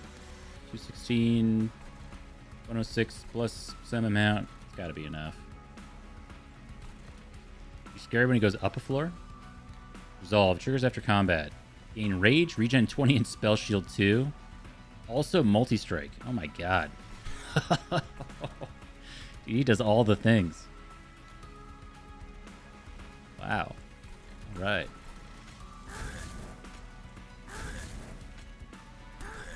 I don't know if there's too much we can do about that right now, but goodness. He's got a neat design. He's just kind of like a mixed idea of 5 different enemies. Yeah, he does have a bunch of pyrogel on him, though. I'd be surprised if he gets through this floor. Yeah, he's not even close.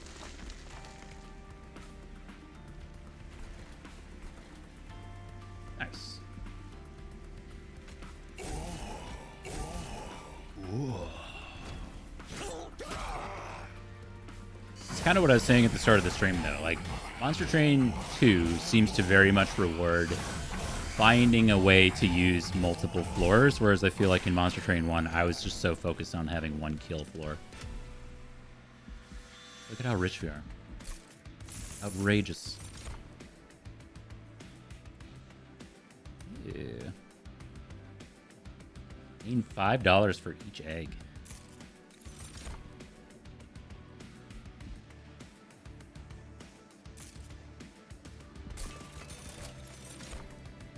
Units gain stats for each thing. We have hidden coffers, though. We can get up to 10 eggs. Wait, I need to see the loot table. Fuck. I don't know what... How much better is 10 than 8?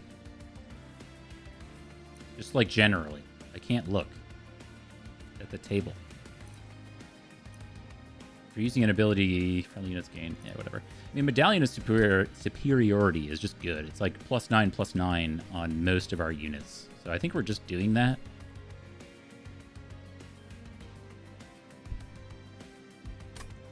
Yeah, I'm just going to do this. This is the choice because I don't know how much better 10 is than 8. Second Pyroborn artifact. Yeah, the boss relics are where it matters. You summon your first imp unit, gain 1, draw 1. A random unit from your deck on each... Oh, that's terrible. Well, is that terrible? Oh, that's terrible. That's terrible because it takes up capacity on floor 2, so we wouldn't be able to stack our stuff. Don't have any equipment, but we might get one. And we have no imps, and I don't think we're ever getting any, so I guess it's just this.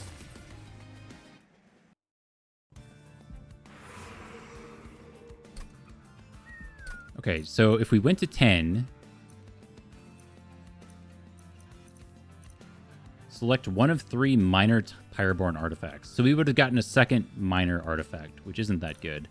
We really need to get to 12. And of course we can't get to 12 unless we get to 10, but still. We're almost at the end here. So we wouldn't have too many opportunities to do that.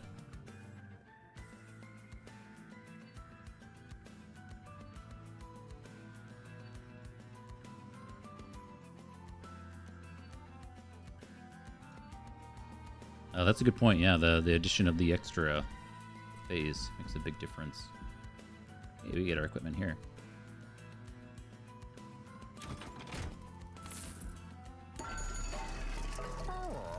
Not those. I think we're just immediately rolling. We could fight club. Pretty good on floor 2. I don't think I want more stuff, though. I really want an equipment. Ooh, I love Inferno Room. It's one of my favorites. Deal 50 damage to all units at the start of combat. So you just throw this on the first floor, and so much shit in Monster Train 2 is just handled. So much garbage is just done away with. But, of course, you can't use the floor anymore because your stuff will just die. Unless I actually use this with the Lazarus League to purposely get the graft units killed. So I could get the equipment off of them because that's all I cared about. And I was using the pincushion unit that gets extra stats depending on how many equipments you put on it or something like this. It was a neat little... It wasn't like a total combo, but it was nice. Okay, Swift Steel Dagger. Sure. I think we throw that on the Horned Warrior. And just, like, call it a day. Because this is going to be free. So why not?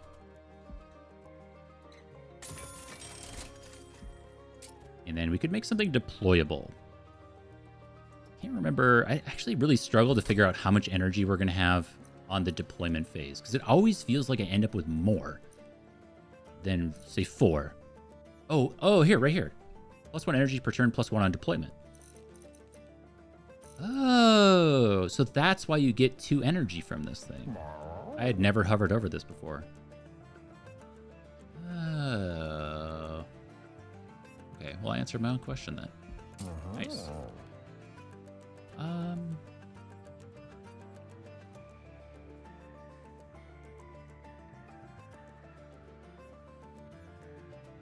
This?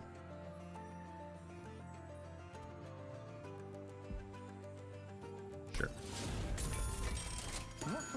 I don't think that... What was it called again? That I just upgraded?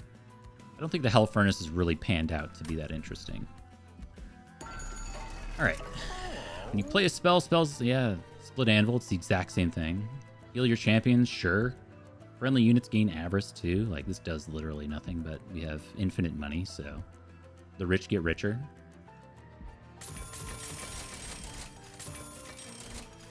Oh, the Railhammer's so sick. It's so good. Your friendly unit gains armor, it gains +4 stacks. Now, we didn't get the battering ram upgrades I wanted. You're using an ability, friendly units gain +5. Sure.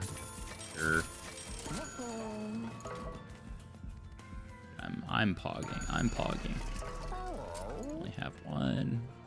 Okay, so we're at removes. We can't roll anymore.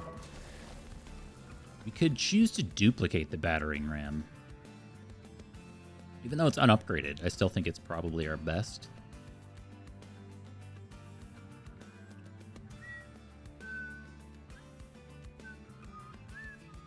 Sure. So now we are down to removes. No more whelps. Stewards, rather.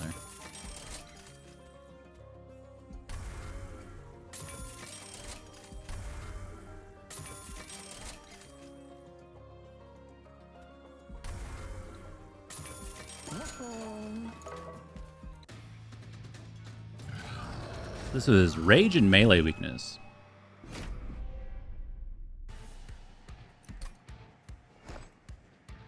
No problem.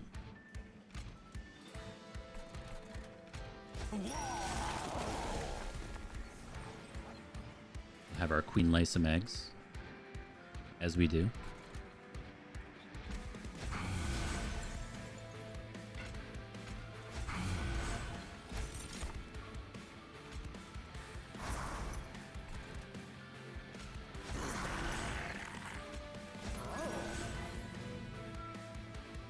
Wow, now I'd really rather just get this steelworker down.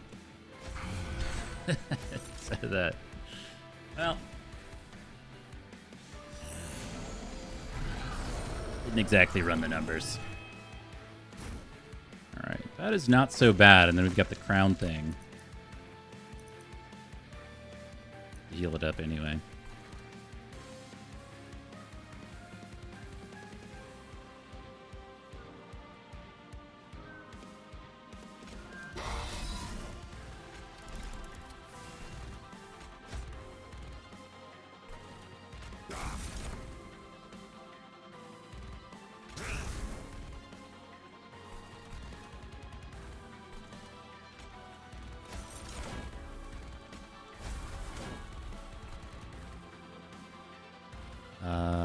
Sure.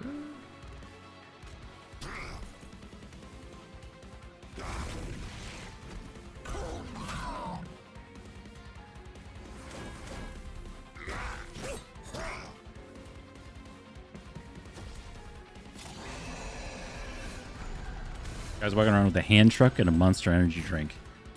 It feels like a very rural form of, you know, just wear one of the reflective vests and a ladder and you can get in anywhere. You're in the middle of nowhere and you've got a Monster Energy drink and a hand truck.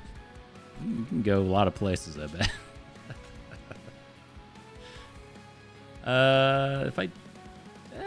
This is kind of awkward now.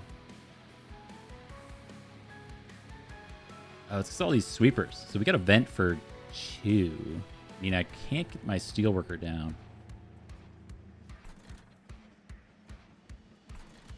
Kind of feels like how we're winning.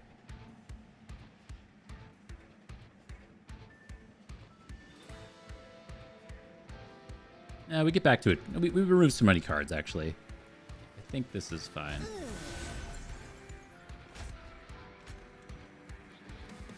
Okay, why are they going to 1? Ah, they have Titan Skin 5? Uh-oh. May have made an error. There's a button for that, though. So this is 9. Oh, man. So you have to vent for 4. Gives them, oh, you give them Titan Skin. You have 10 health. I hate that for me.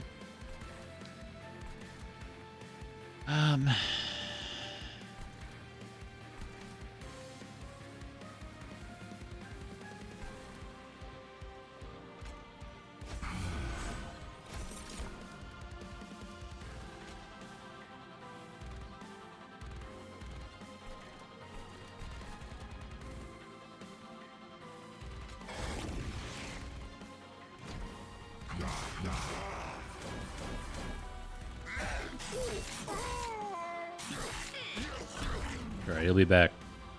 Yeah, so it feels like we have to kill this group on floor 2 with the plus magic damage. I really wonder if I'm supposed to put the furnace thing up here, though. All right. Awkwardly, we have some sweepers both down low. So we again have to vent on the bottom. This is all dying, though. So I guess we're fine.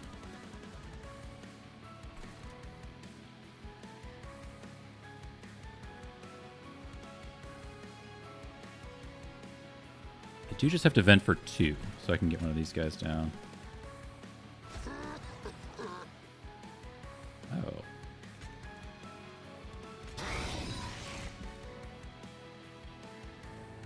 Kind of forgot about that.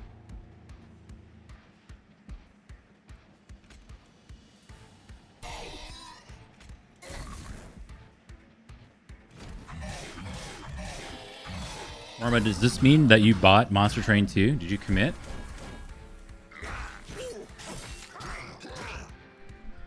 It sure sounds like you know a lot about this game for somebody who doesn't, have it.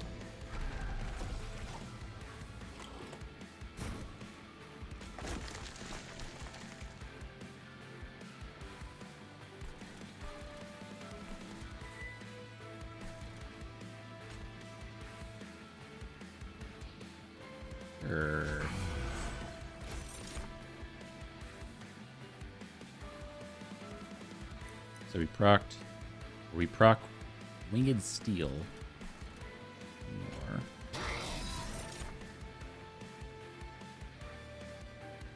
Oh, that's why we had a space. Right.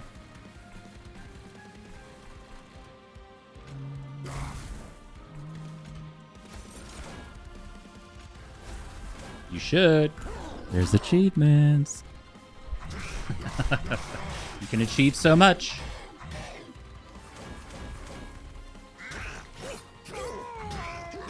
You can get eggs.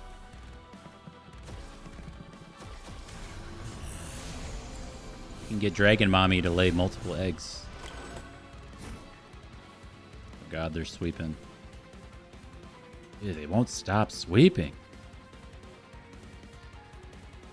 We can get rid of you.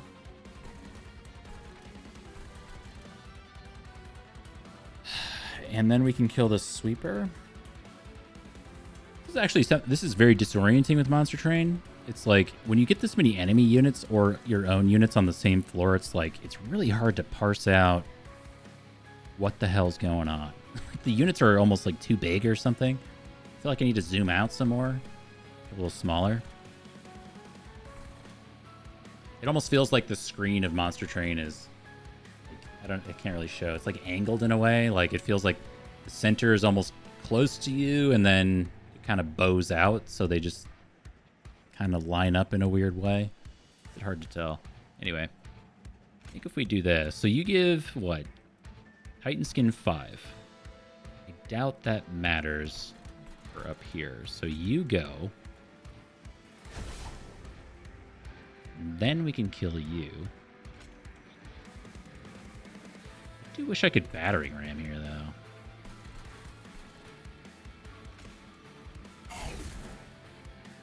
Don't have Pyrogel. Man, this is so close to being great.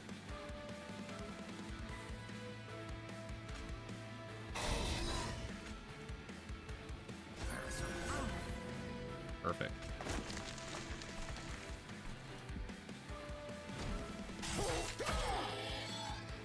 It's more zoomed in. Is it? There's a setting for that.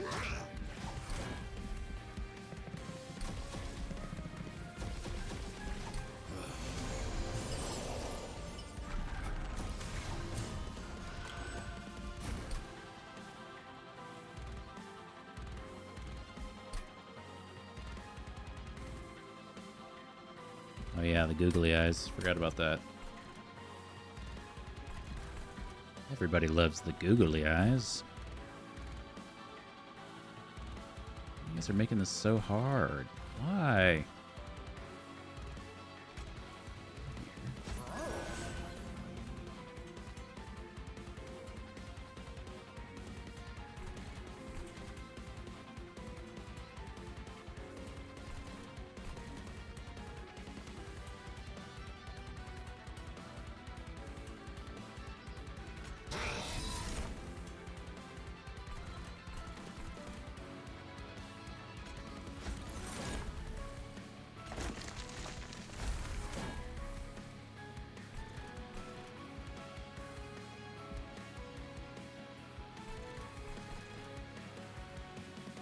Okay.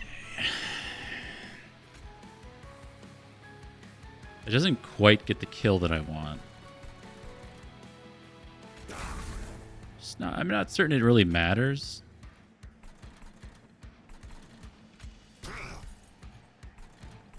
Right? Like, does that matter? I don't think it matters.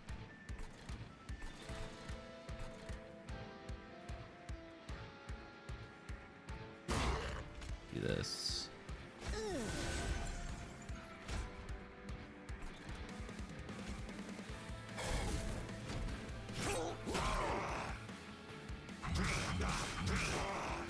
Just have not been using this Pyre Heart ability at all. We haven't needed it outside of like maybe at the very start of the run, which was nice. I think, you know, in the end this probably got us some extra dollars. Do they matter? Eh.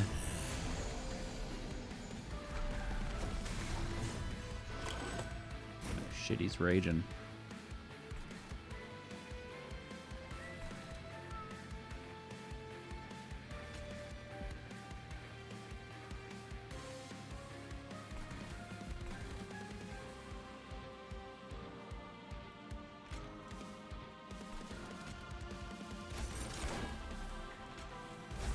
I'm gonna draw our card here. See what we get. I don't think we're able to deal with this guy. 115. So in theory, we're getting hit, what, twice-ish? I don't really want to run the numbers here. It goes to 125. Some Pyrogel or whatever. So I think it's still 2 hits unless we torch it once.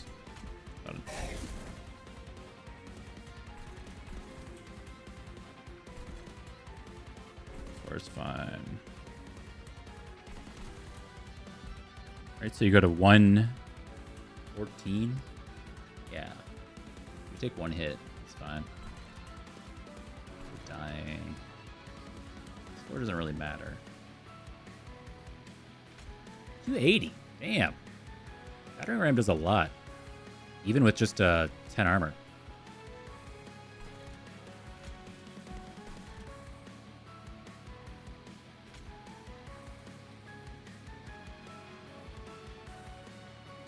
God, that's disappointing. I wish we could get 1 more armor here. Or 1 more, wait. Does that thing proc? Wait. Is it, what's that called?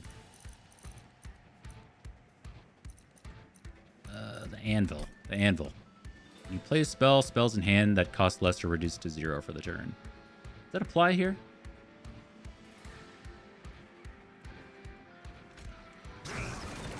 Yes. Yes, it does.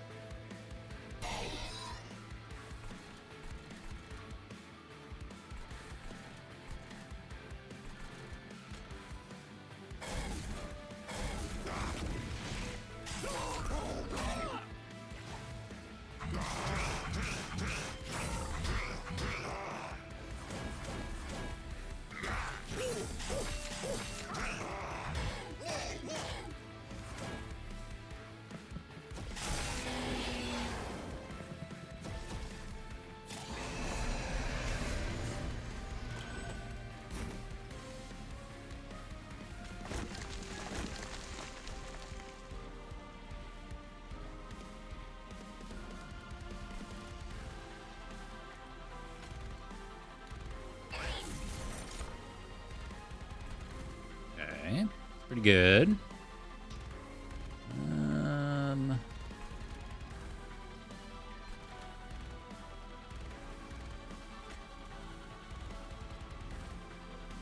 We haven't drawn a card yet. We really want to draw the card first.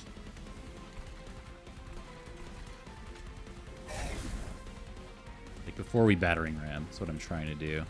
Because then it, in theory, could be free.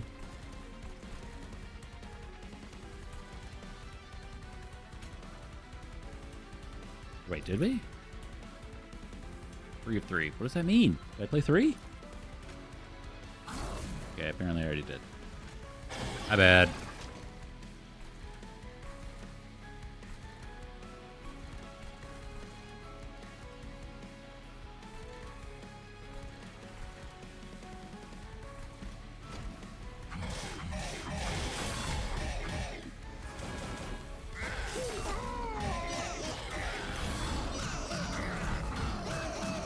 We got it.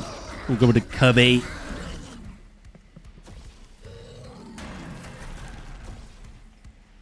Yes. No battering ram. Still winning, though. We could throw the run and ascend Seraph. That'd be sick.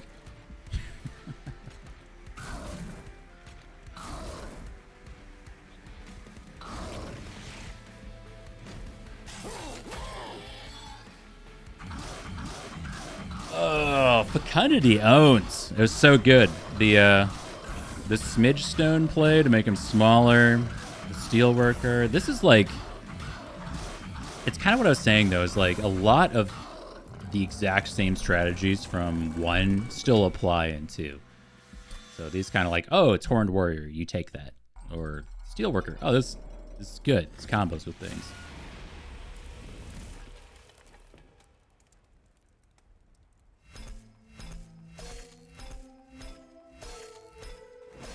Oh, let's see who I'm better than. This is my favorite part, when I get to see how much better I am than other people. Tome of Contracts. Consume. Reduce a unit's cooldown timer by 1 to a minimum of 1. Oh, yeah. When any unit dies, their Pyrogel is spread among enemy units. That's sick. March of Shields. Advance. Apply 12 armor. Sure. Summon triggers an additional time. Well, I unlocked it, but I got it last run. Okay, Covenant rank with Pyroborn wins 7. Micro's best is 1. Enemies are stronger in Cov 8. And we mastered Battering Ram, the Horned Warrior, and Lady Gilda. Oh my goodness.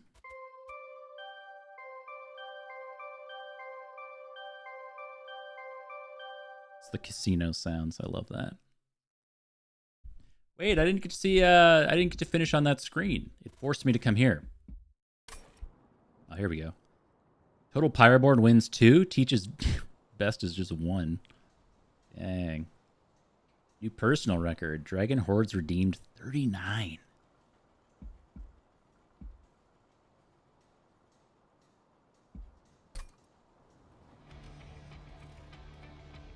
Oh, here's the story. You want to use the pyre to talk to Seraph? That's a crazy idea. You guys can figure that out on your own. Sorry. They're so uninterested. I'm sorry. I'm sorry. You can, if you go back, if you clip it and go back, you can probably play it on like 0.1 speed or whatever and read through all the dialogue and pause as you go.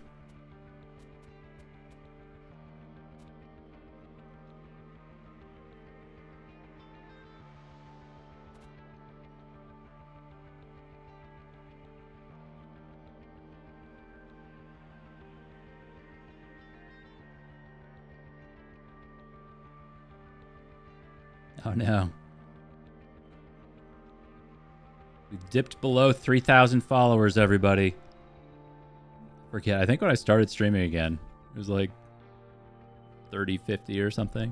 We've lost a lot. A lot of people don't want to come back, but that's okay. I appreciate you guys being here. Streaming is hard. People hate this. That was cool. I like the lady. I like the dragon lady. I actually like her a lot more than whatever this guy's name is. Well, he's Pyrogel guy. Pyrogel guy is kind of cool.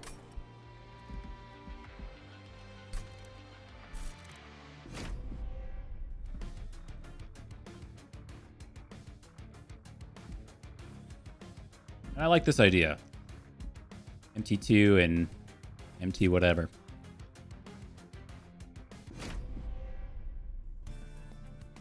Get like a snack. Okay, what are we doing? We're doing primary banished, secondary hellhorned again. We get vent again. Enchant with quick, and then we get this revenge guy, the firebrand.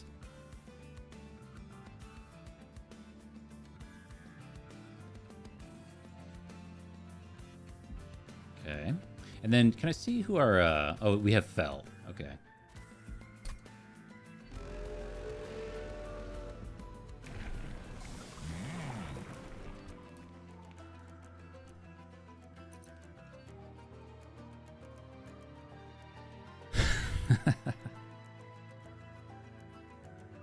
Oh, Jesse Cox. I haven't watched Jesse's content in a long time.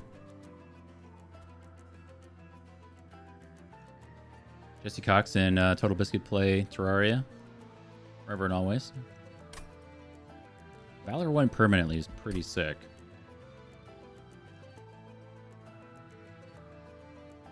I always go this way. Okay, clan card drafts only offer rares. That seems good. Or +3 energy on deployment. I think this probably breaks the run a little more easily.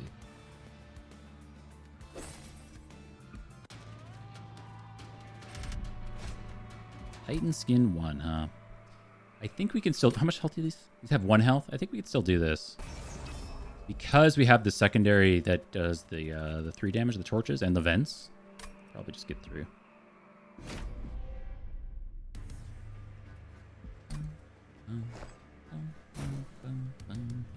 So this is starting on each floor.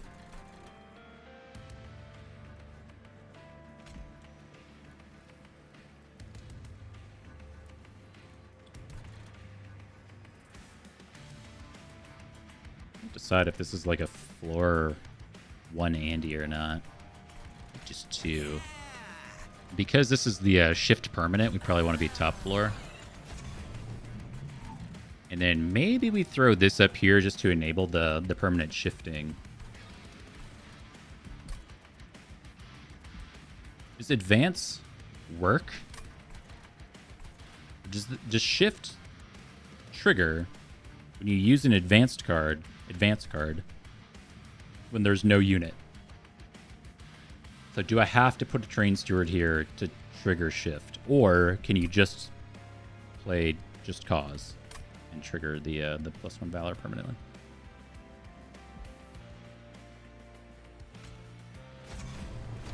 I'm gonna put him up there just so we confirm.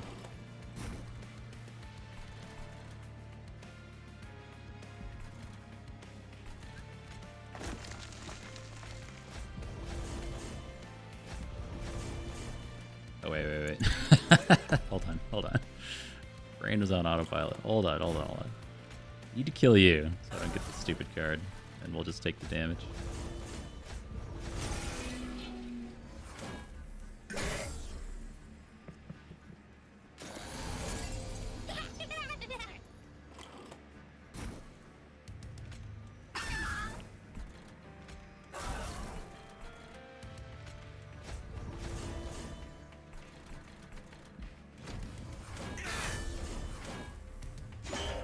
Ooh, you get revenge on spikes.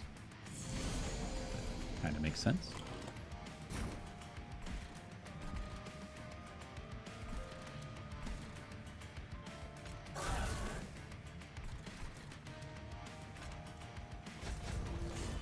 Oh shit!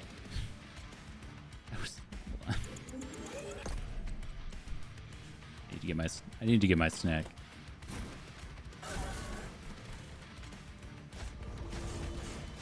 There we go.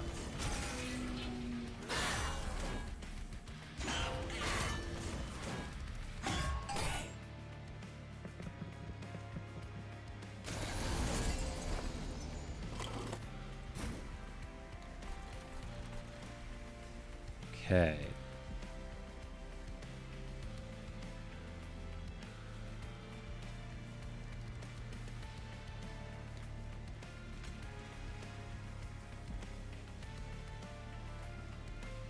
This guy gets through no matter what, right?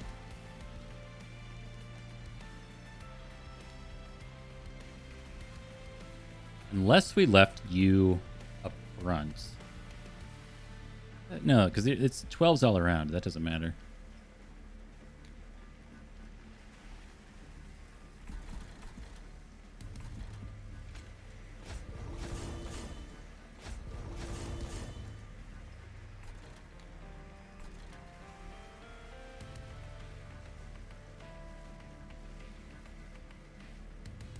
Ooh, he gains Rage 1 on Slay. Okay. And the Warbler just doesn't really do anything. It does a small amount of damage, but it's just going to die to strikes. Or spikes. It has 30 health, so we don't actually get through.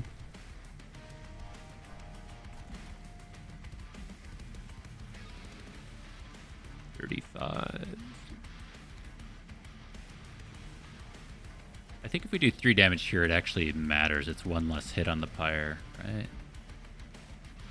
But we can't. We can only do 2. No, 2 matters. 2 matters. No, we need to do 2 damage. I think that's right.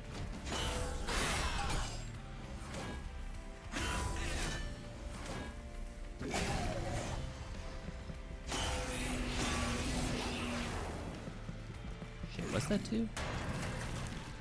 Oh, because he has Titan Shield. For the pyre. Yeah, that makes sense, I guess. Well, this guy is apparently just going to eat me.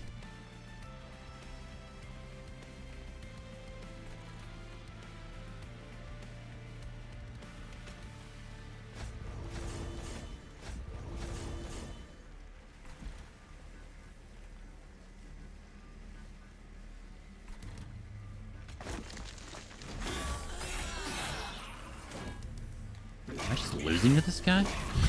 This is like so much damage. I am currently losing to this guy. Yes. Put the tank in front.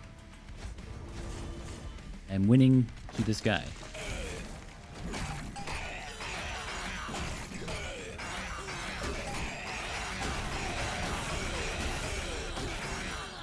Yeah, that was a little closer than I thought it was going to be. But, to see the Shattered Halo in effect. Consume, apply damage shield 2 to friendly units, sure. You can take a Calcified Ember for advance, apply Valor 5 to a friendly unit, then it attacks immediately. Or the Death Metal Hymnist to give things multi-strike, which is pretty sick. But it costs 4, which we'll essentially never be able to play. It'll just be a curse. I like Eagleheart the most. It's just kind of a question of if I want to take on a Calcified Ember for it.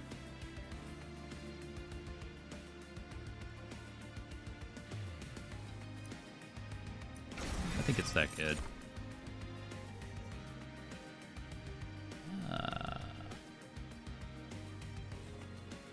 Spike of the Hellhorn. You get Rage? I think Rage, like... Rage and Valor are pretty good. Well, I mean, the armor is... I mean, it's not a Nombo, but you gain armor from Valor. Up to the minimum amount of Valor. So the additional armor on top doesn't actually make that much sense. But it is just like Spike of the Hellhorn. I think you take it. I just think you take it.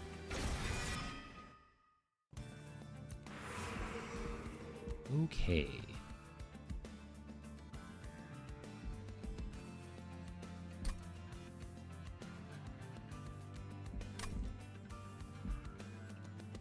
After last run, I feel really hooked on these Hellhorn banners. Okay, we've got the same thing up here, and the right side's better, so we should go right this time.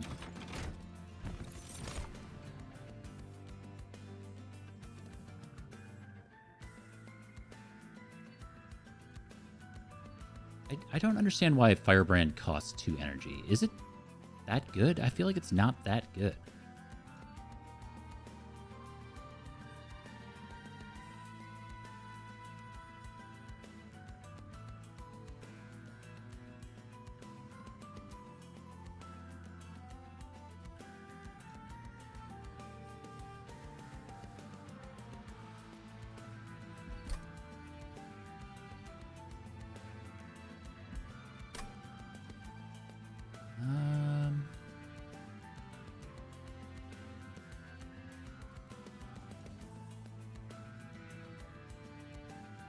Could take a Sword Maiden just to take it, because we might get an equipment eventually.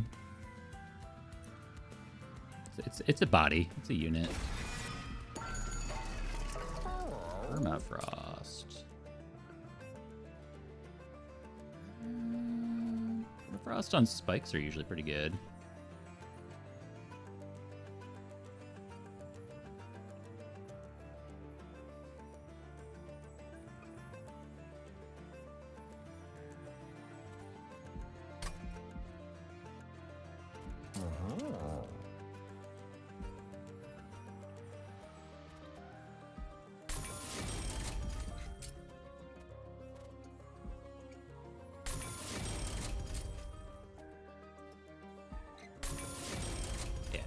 Something like that.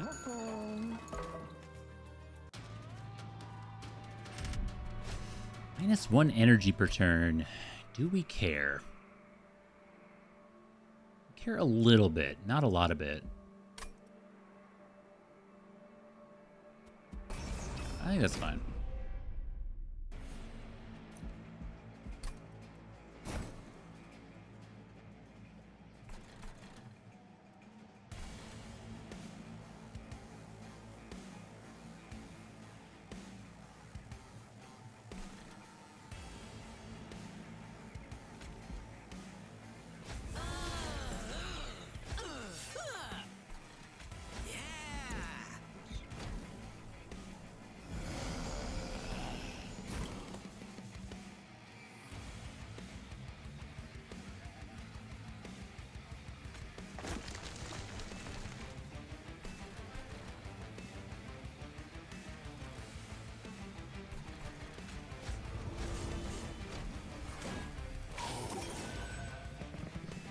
My problem is that I'm oftentimes just like so hooked on the permanent stats that I just can't see any other lines.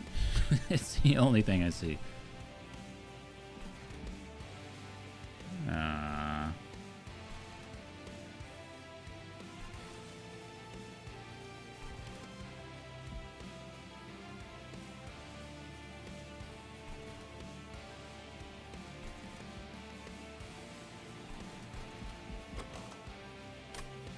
I don't know.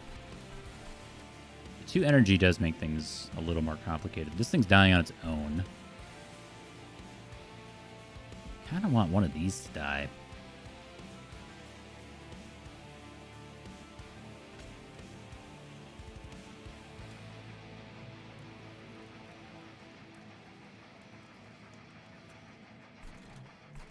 Oh, you've made this awkward. I don't know. Also, just like doing 9 to this with no Valor is probably a problem.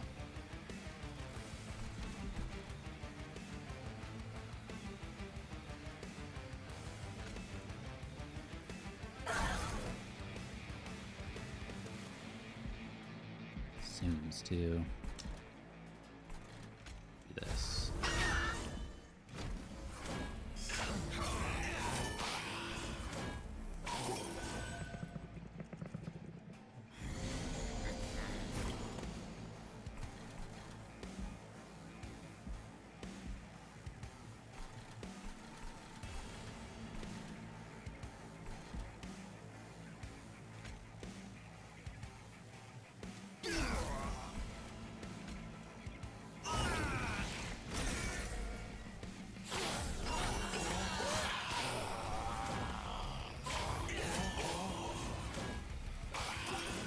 I guess the additional downside with the -1 energy per turn is that we're not able to trigger the permanent Valor that much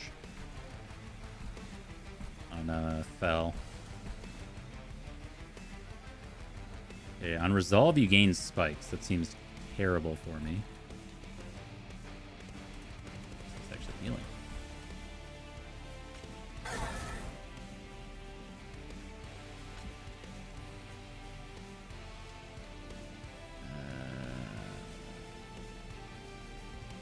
Yeah, this guy only has 5 health. I think we throw down the Steward or nothing at all.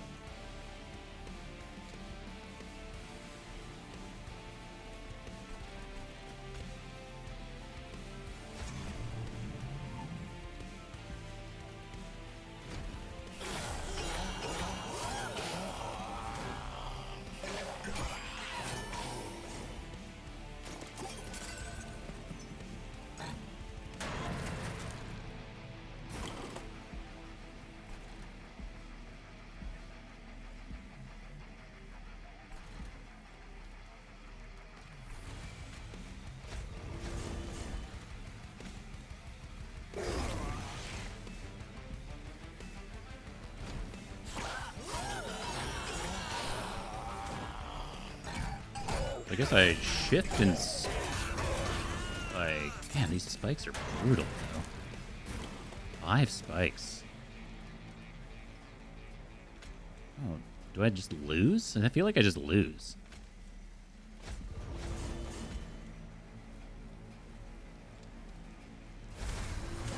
I think we just lose. I don't think I can deal with 5 spikes. Like in a world where we had 3 energy, maybe we were able to stack up Valor a little bit more, but I'm not going to run the numbers, but I don't think there's a world where we survive here. Because the Pyre also takes spikes damage, right?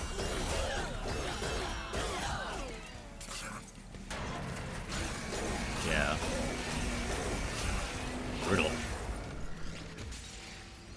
I'm a little surprised we just like lost the run on the 2nd floor after that start. What the hell happened?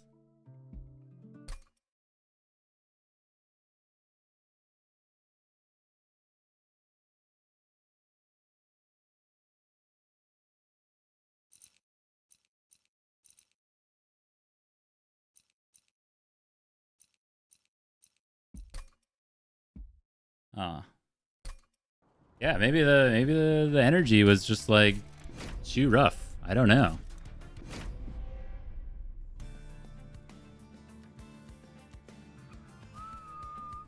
It fell again with the Lazarus League. You get an advanced card, which is pretty sweet. And then we have the Wing Blade, which is also sweet. So this is like, in theory, a million times better than the last one.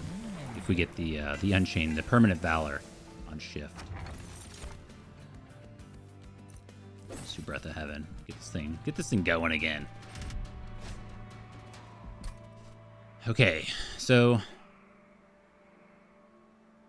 I guess importantly, we don't have the direct damage to deal with these backlines, but I think we got it.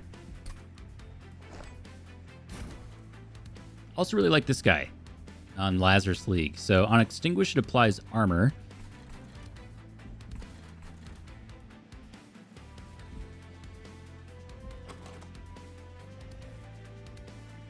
So you can put a bunch of like reanimate on it or something like that, and it'll keep triggering the armor effect. It is a little awkward with Fel because Fel wants to be in the front because of Valor. Go here.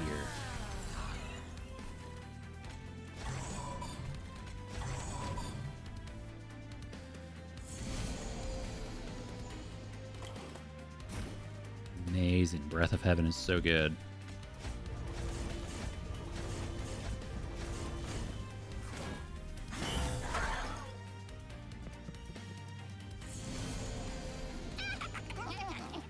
So good.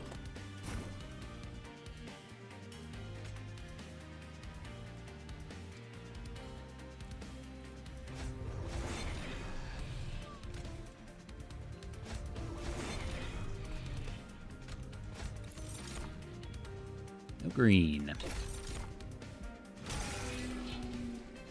Took me, I think I've had to play Lazarus League like twice for this mix effect to make sense. But after you've selected a mix, when you mix again, or whatever you call this, an infusion, when you mix again, you'll only see red ones. So we'll only see Rage and then Lifesteal. Forget the other ones. I did not get that for a very long time.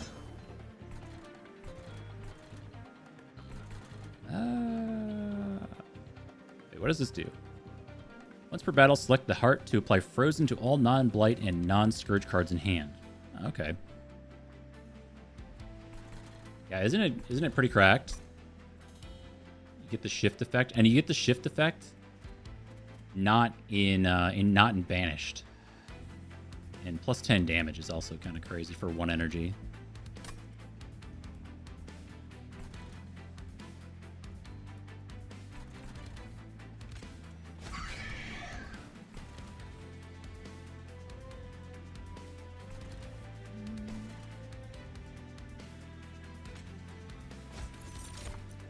Rage Let's do it.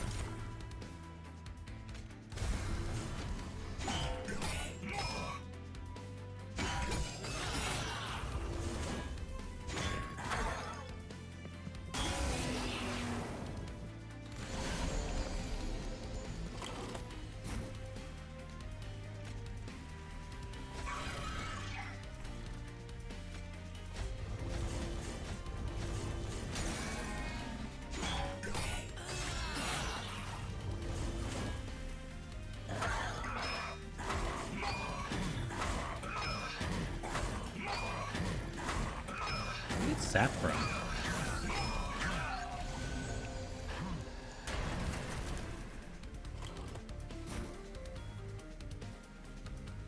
On resolve, gain sap 1 and restore 30 health.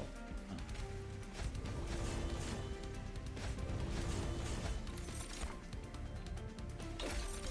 I should take an extra sap, idiot.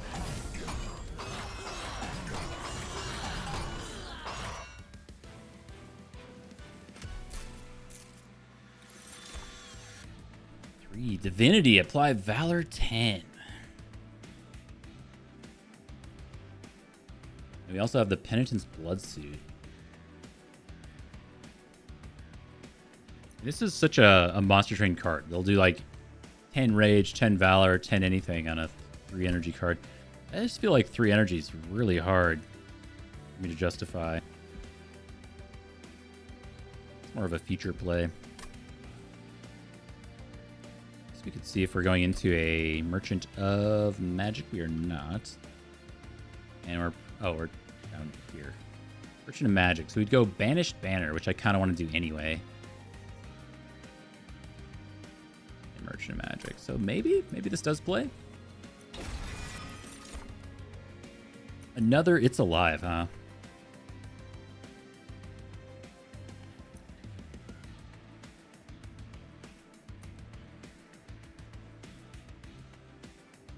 Sure. I don't know if we need 3 of them.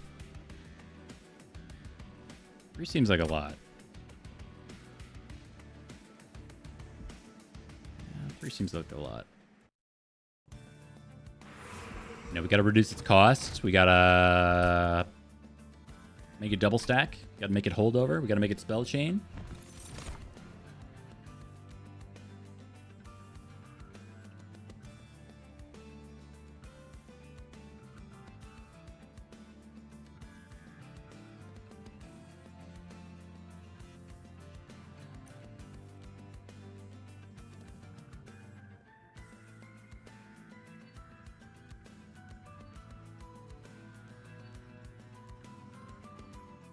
I kind of want to do the demonic fledgling here. I've played a lot with Battle Dancer, and I think it's great to pair with this version of Fel. I want to see if I can make something work with this guy, because I haven't quite yet. It's neat, and we have 2 of the blades. So on Resolve, we're going to trigger Shift. So every turn we're getting Rage anyway. He's going to strike anyway.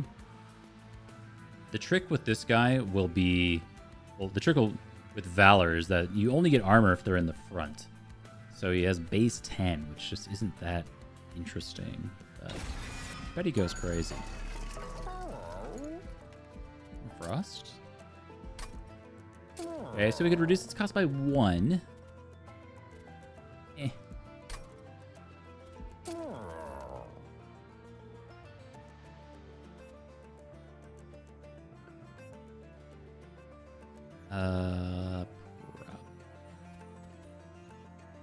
This is fine. So we would put Felon back. If this is intrinsic, then we can shift her to the front every single time. And then she'll have 10 attack and an extra lifesteal. I don't know about just reducing it by 1, but something. This would be really... I'd like to reduce stuff like this by 1.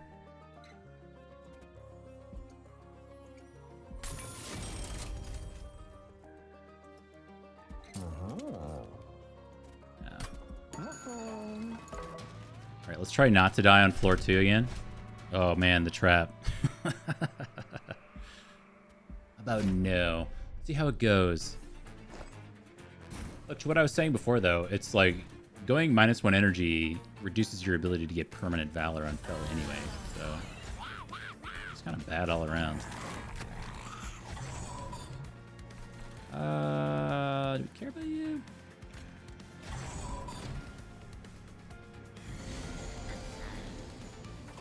Man, Breath of Heaven is so cracked.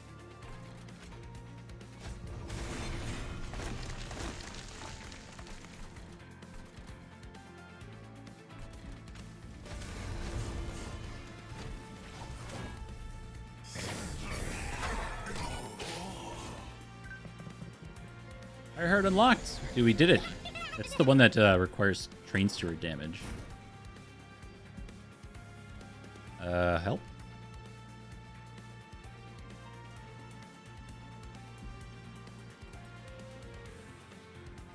Go here. Sap and Rage. This is 13 damage, huh?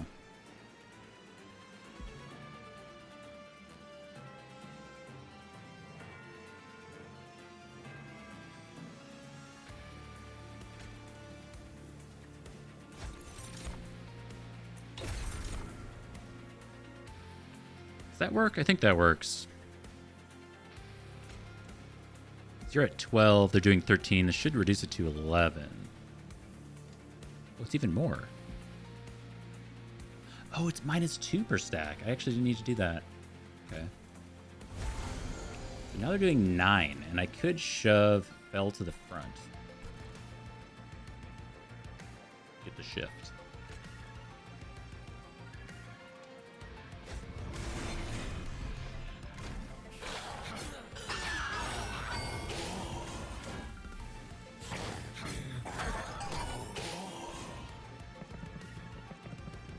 What up, DM4K?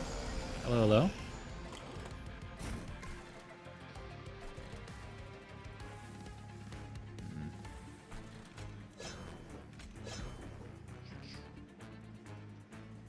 We don't want to shift here because you're going to die.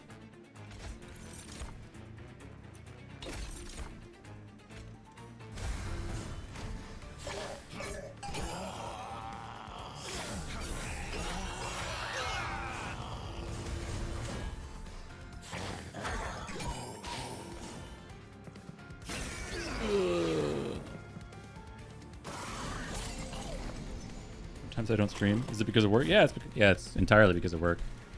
I prefer to stream all the time if I could, honestly. But life does get in the way, doesn't it?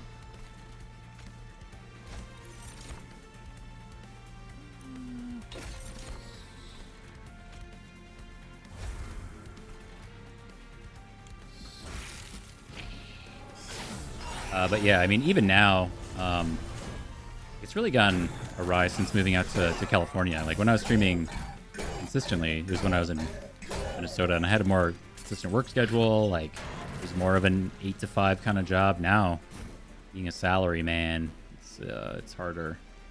Sure.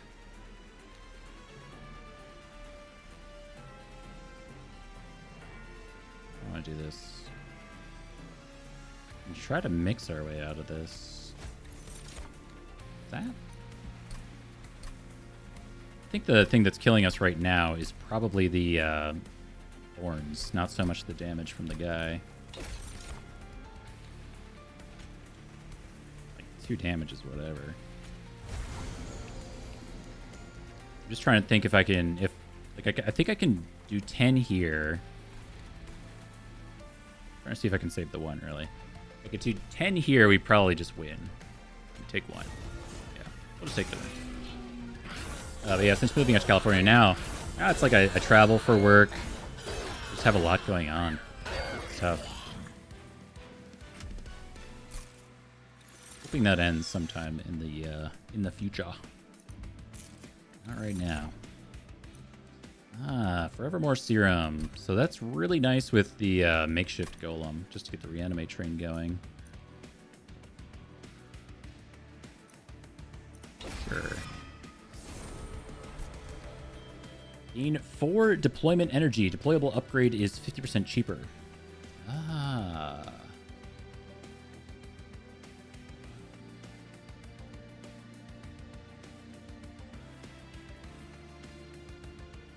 Let's see. There's also a lot of play, like being in the Bay Area, the weather's really nice, so you can get outside and do stuff like pretty much every single day of the year. And I love getting outside, so sitting and streaming for like 6+ hours at a time is more difficult to justify when it's like a beautiful day outside. You know, like it's just really nice. So that's part of it too, I guess. I have other hobbies, like I got into photography and things like that, so I don't know. We'll see how things go over the next year or so. Dualism kind of works here. Plus with the reanimate, it can go crazy.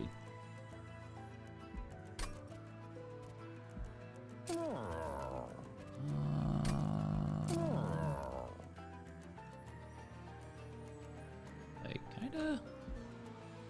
Just don't have anything to pair with this yet. Like, currently, I think we're gonna throw this Sword Maiden behind it, just because.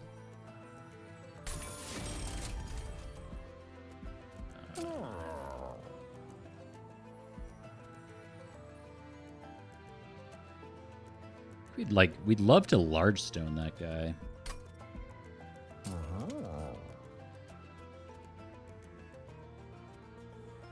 I think that enables more in the short term, though. Because you saw, like, last time, we weren't able to shift him to the front because he would die. A little more health gets it off the ground. Okay, that's good. We'll check out this event. We can multiply times 5. These guys.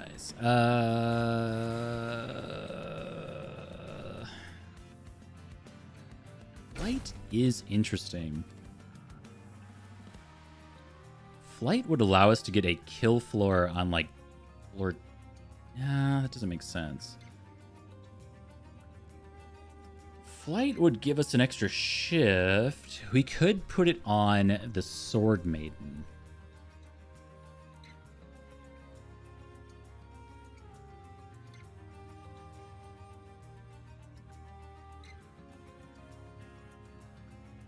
I don't know if that really makes sense. Let's see if we can get the better one.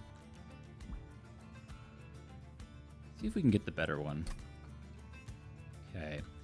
I have offline. I did get the rare wings. It's just like it is very slightly better version of this.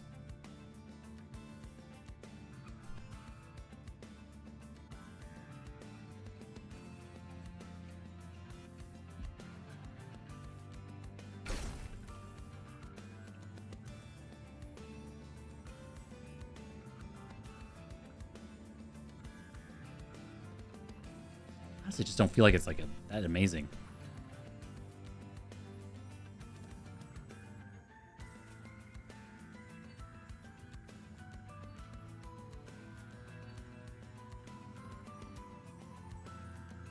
Sure. It's free. It's here. We'll just take we'll take the bird in the hand or whatever. Okay. Gains rage and siphon.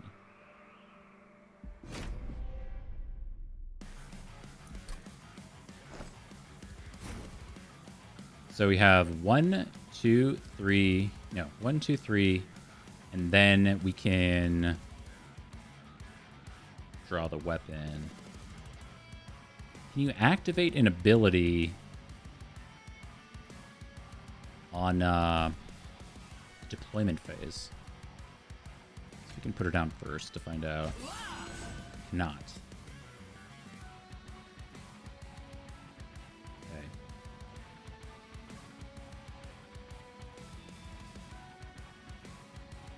So I'd wanted to have her fly up and then drop the weapon on one of these guys. So we could get the Valor stacks. It's alright.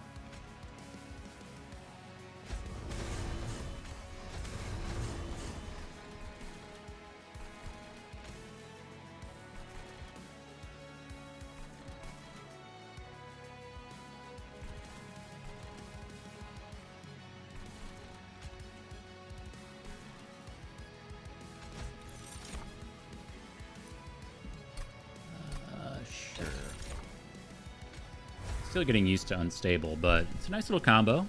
Kills off the healer.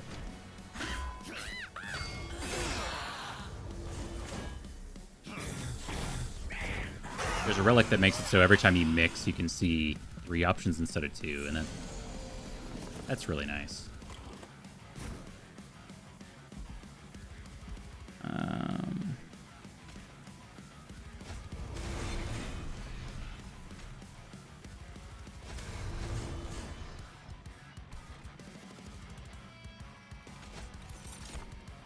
Rage, huh?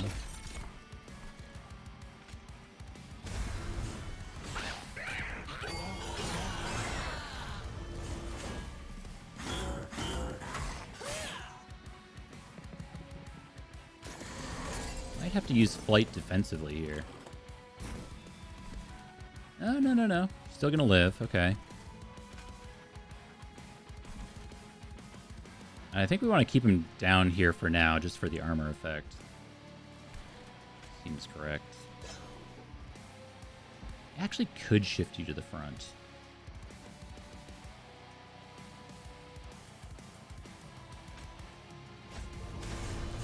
Plus 44.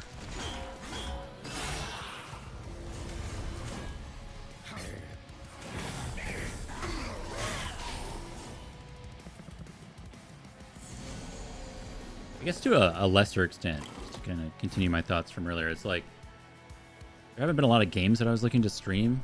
Like post Slay the Spire, I didn't have a lot that I was looking forward to. So been times I wanted to stream, but I couldn't really find something to stream in a way. I was always looking, and then it was kind of hard. Right.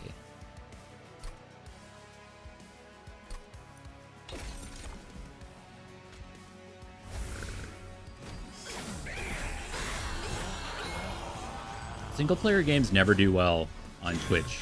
I think it'd be hard to get people to stick around.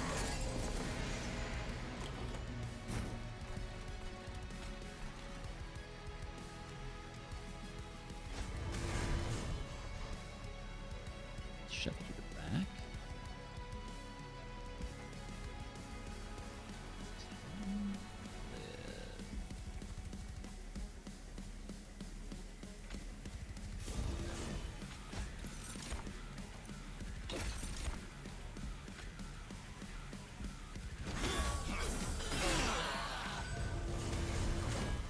See, Prey, if I was really in the mood for it. Really in the mood for it. Something like that feels like it would be really nice for a YouTube video or something. Like make a series of it, and then if anybody wanted to go watch it, they could. And it'd be easier for me to do during the week. That was always been my dream. Is like during a lunch break or something, go record something for 30 minutes, and then, you know, while you're eating your lunch or whatever, you can do some stuff. Get it uploaded. Units gain Valor 6 on Slay. Very good.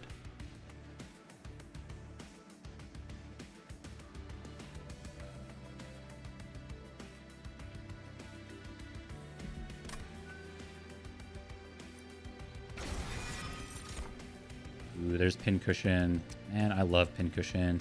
I'm just not sure we have the ability to do anything with it right now.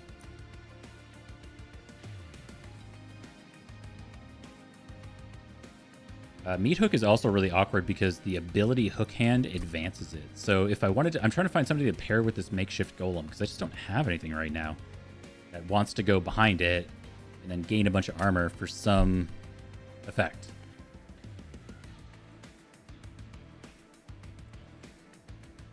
And we're going to run out of banners soon. We got like one more. Yeah, we got one more banner that we can get. I think left is probably correct. Or there's the banished banner here as well. We got two more. Okay, so I'm gonna skip this. I don't think those are good enough. And then I think we want energy. Yes, we definitely want energy with the mixes. And the advanced and stuff. So Fell's at 33 Valor to begin with. And I think this one just increases her base stats. Unchained 2 is just base stats. Still not bad.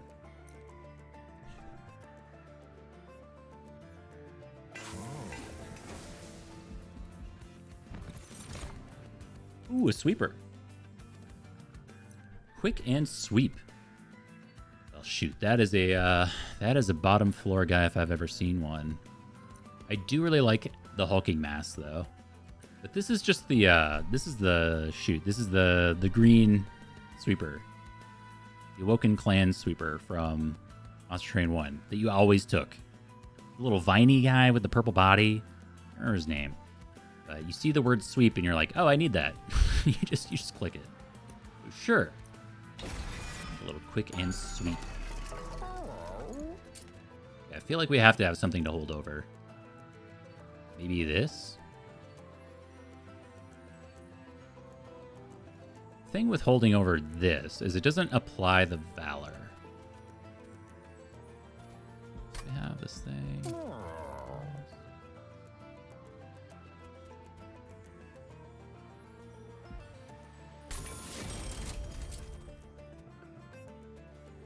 Do we really want to draw this every single turn?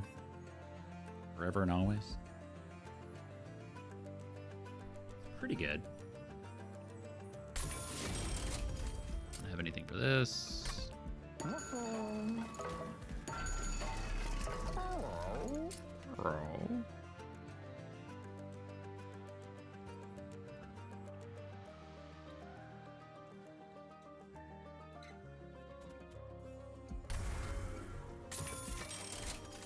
cheap remove as well. I don't really want to spend money on a reroll yet. I think we're fine. We're going to keep stacking our Valor. This one draw each turn. Does kind of suck. Oh, we got the quick sweeper just in time for these guys too. Sure, let's do it.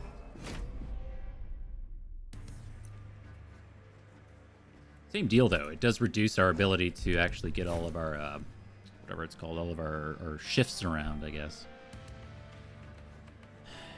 I guess a small problem is we don't have enough space on the bottom. But we can throw the Sword Maiden up top. Oh, and this guy costs 2. So we have 1, 2, 3, 4, 5, 6. I think we can do it, right? 1, 2, 3, 4, 5, 6. Yes.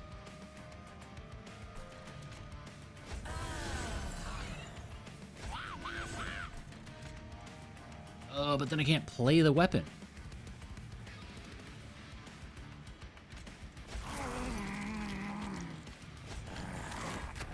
Oh, wait, yes, I can. Yeah, no, I counted that. Never mind.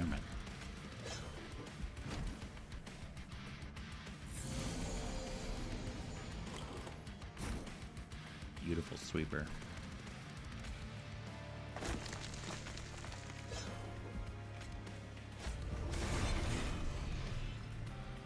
It's 35 Valor already? What the? Maybe,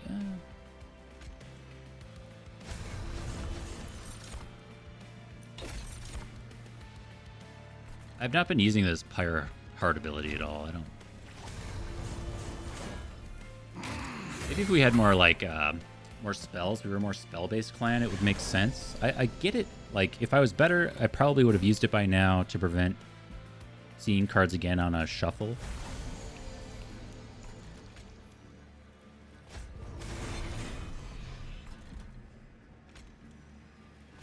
Now there's no reason for you to be up there. Equipped everything, so you'll stay. If I move her now, I can get this train steward down and not see it again. But then again, we're not really shuffling. 4 times 4 is 16. I mean, it doesn't really matter. Kind of messes up my Valor stuff down here. No, because we have advance. Never mind. I think it's fine. Okay, so does adding a unit trigger shift? I don't think so. It does. Oh, that's so good. Okay.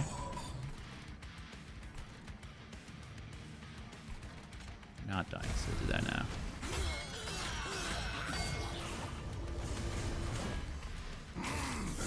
Oh, the sap is so brutal. I didn't even think about that on my sweeper. Oh no, it's 3. Shoot.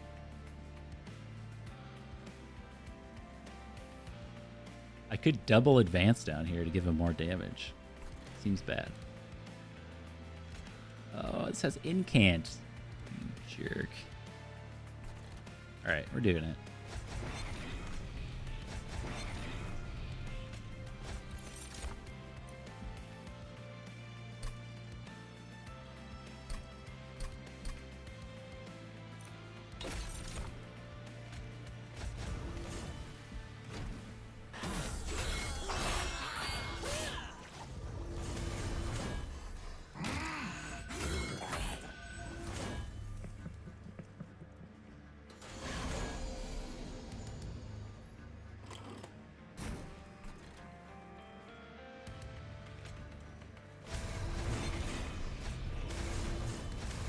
That doesn't really mess up my stuff. Okay. Doesn't matter. So here, if we mix again, we're only going to see green ones. So this is only ever regen and life steal, I think, and reanimate, I think. I'm gonna get some other better stuff going.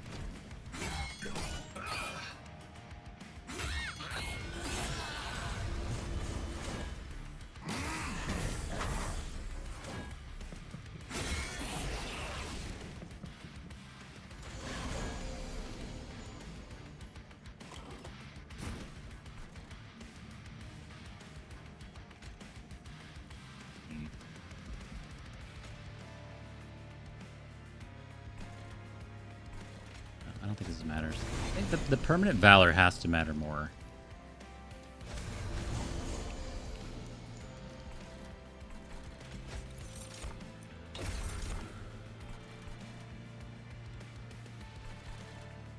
Here, how about you take this? Why not?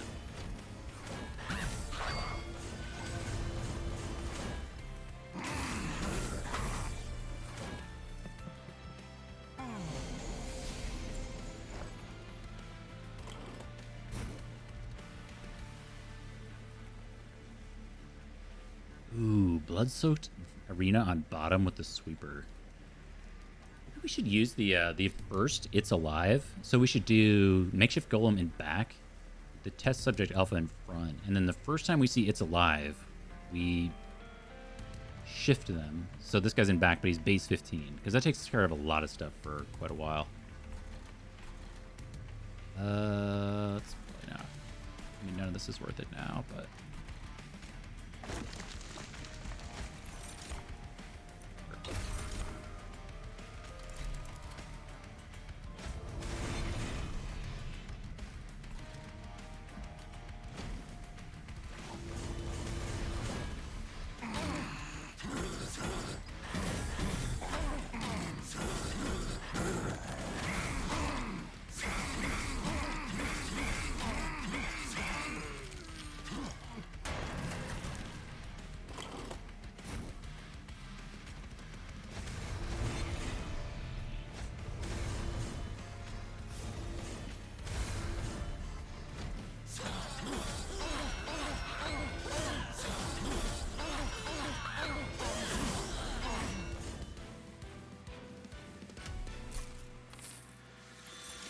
Not too bad. The Cursed Twin Blade. Also just Imprisoned Zephyr is great.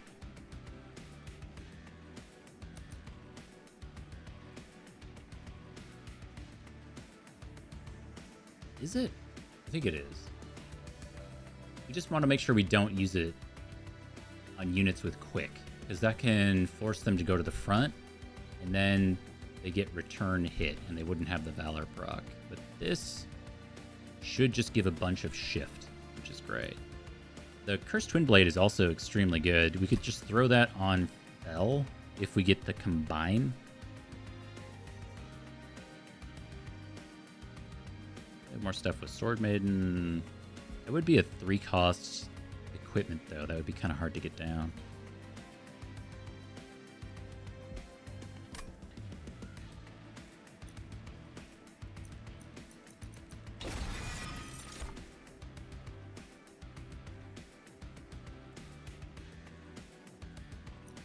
Damage Pierce, huh?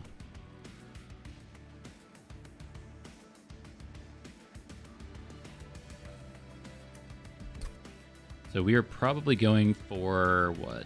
The Banished Banner, the Artifact, and then the Arms.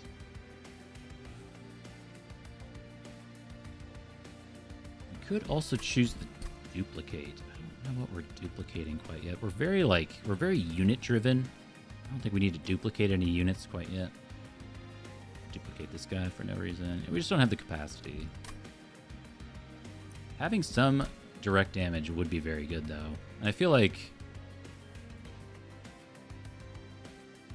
Oh, wait, am I upgrading my units? Yeah. I think we just want to upgrade the quick guy. So we don't need that, maybe.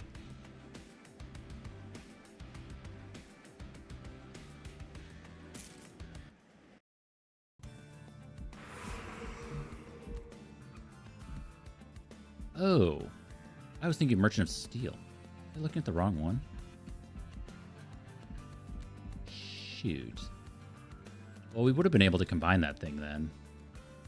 It would have been awkward if we drew it on turn 1 with the Sword Maiden, though. Alright. See what we got. Revenge. Apply melee weakness 1 to the attacker. That's pretty sweet. 2 Revenge guys is extremely awkward because we want to have this guy in front for the Extinguish effect. And then we need the Valor stacking these guys to be in front on that floor. So this would go... I don't even know where. Yeah, like a base 40 health unit applying melee weakness 1 is great. So if we didn't have this makeshift golem, we could put this on floor 1 with the sweeper.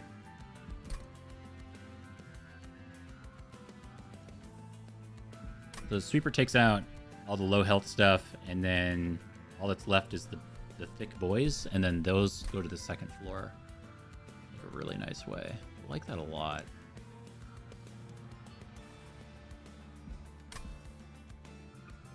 I also just don't know if we can afford that.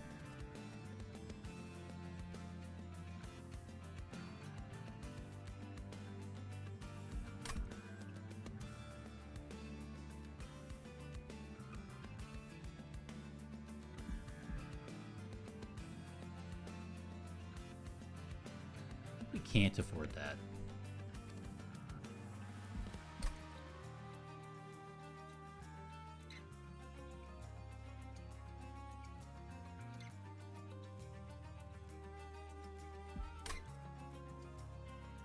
So good though.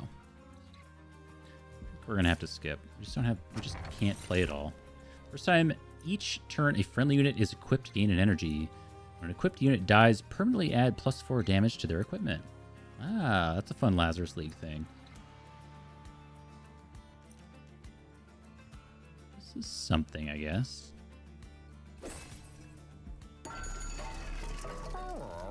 Okay.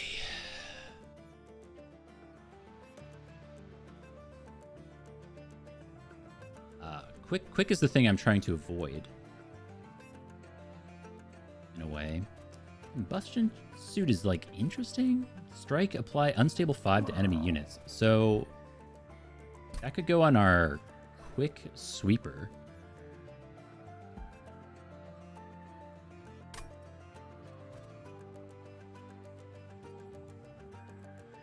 On strike, apply unstable 5. So the question to me is like,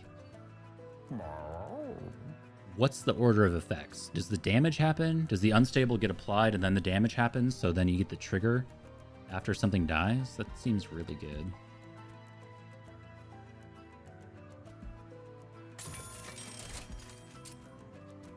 I don't want to do that.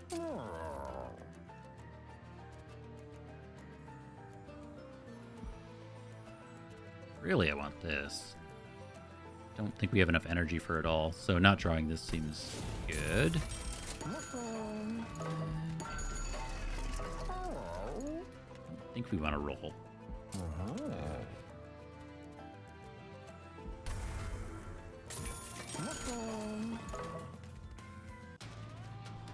See in the middle there, they kind of have the Divinity DLC looking stuff.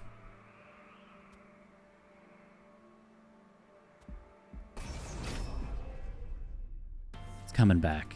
I just really hope they don't charge us for it. It'll be here. Okay, so I wanted to put this guy in front so we could... Wait, no. It doesn't work. I don't know. That doesn't work.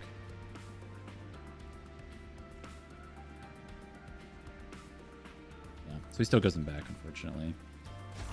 Let's see what equipment we draw. Okay, cool. Actually solves a lot of problems.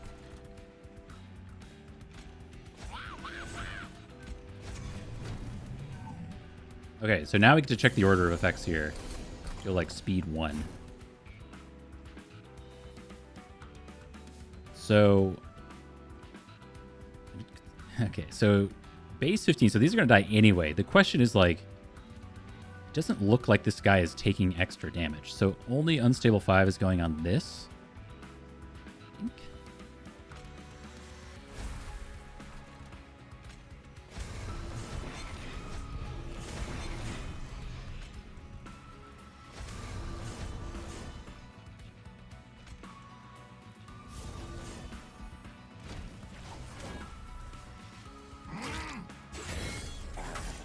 Oh. Okay.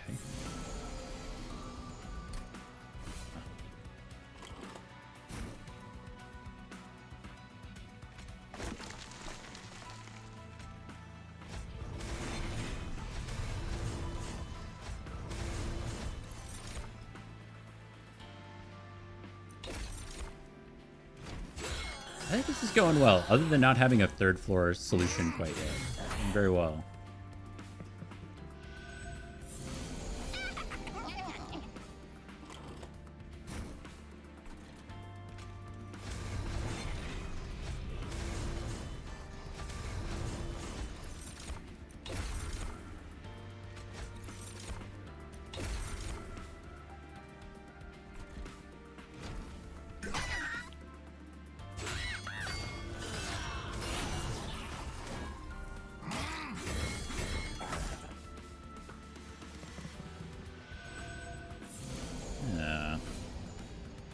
The thing, isn't it? I'm gonna go to full health here. Oh, I haven't had these weapons down.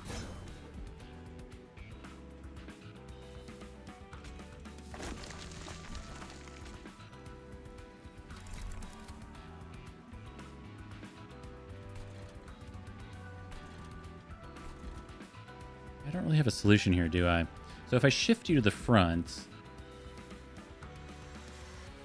we do 80 plus 100. I mean, we would technically do more damage. Right? A little bit more? Yeah, a little bit more.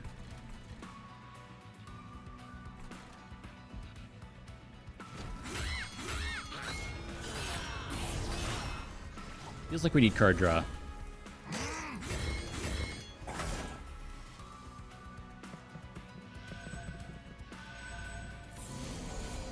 Yeah, they heal anyway.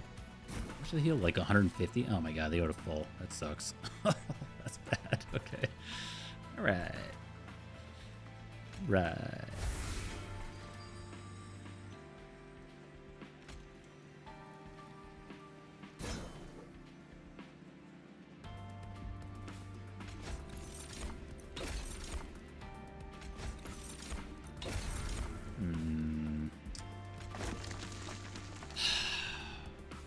So, I mean, I think it's still better to advance this guy, but we don't kill. He just heals to full anyway. I don't think we like lose. Our pyre does 70 damage each.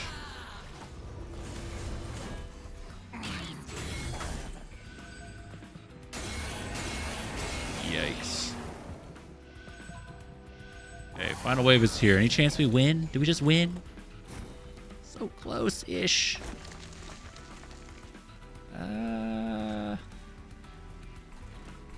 We get a regen here?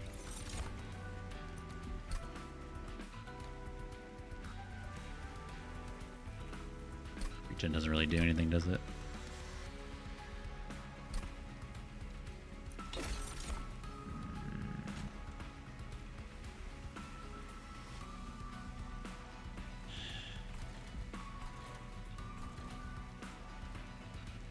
I was just trying to save the health up here. I mean, we don't lose, but man, it would be nice to not deal with that. We could fly this guy down, since this damage doesn't matter anyway.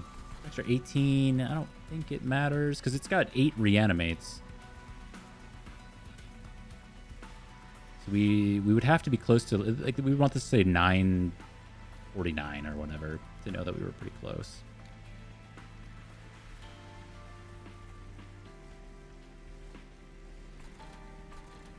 And again, I think it's just better. Yeah, I mean, we're so close. So we could do, like,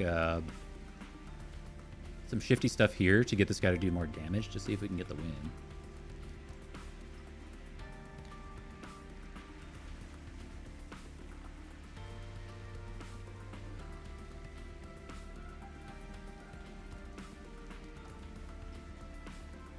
Let's get this guy lifesteal. That's something.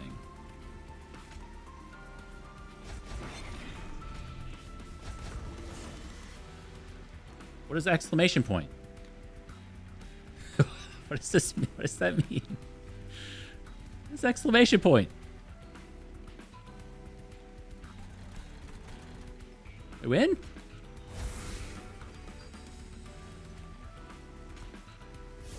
X.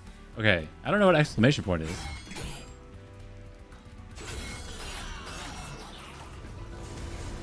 We did lose some permanent valor there, but we save a ton of pyre health. Let's speed that guy up.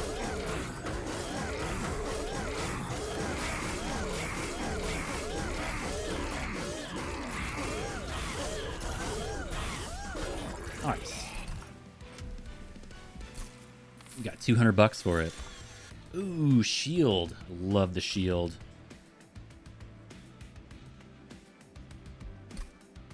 Now, we don't actually have a unit with a ton of health, though. Like, as nice as that seems on this guy, he's an armor guy, not a health guy.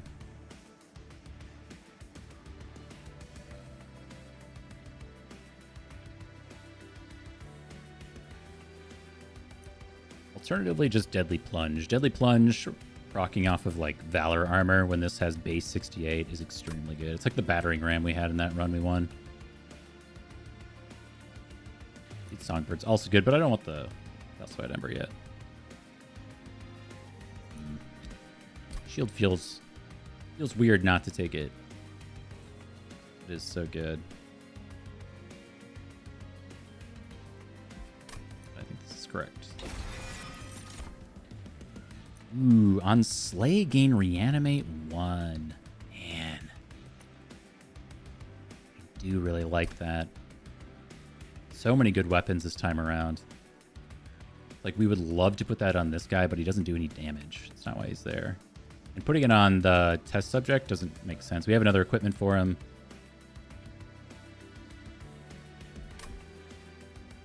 Yeah, it doesn't make sense. Spiky Skin, on the other hand, is nice. Gives us 10 health.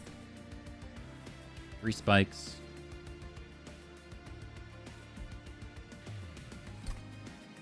I gotta think of how much space we have on bottom. So we put 1, 2, 3, 4. He's not deployable. So we do have space to put him down there and then get the spikes in the end. It's kind of interesting. It's not like amazing, but it's something.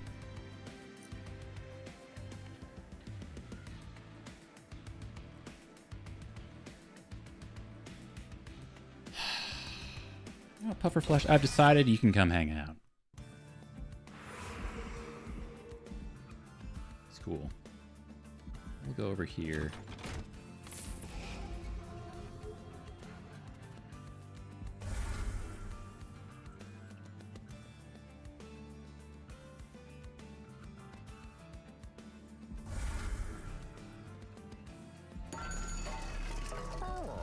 Endless and dualism. Holy smokes. That's pretty good.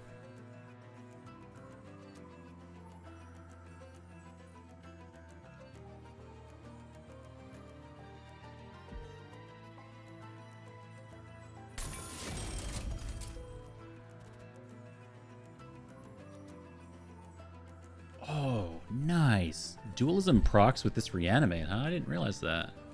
I mean, it makes sense, but this is Reanimate 1, and it's giving it Reanimate 2. Interesting.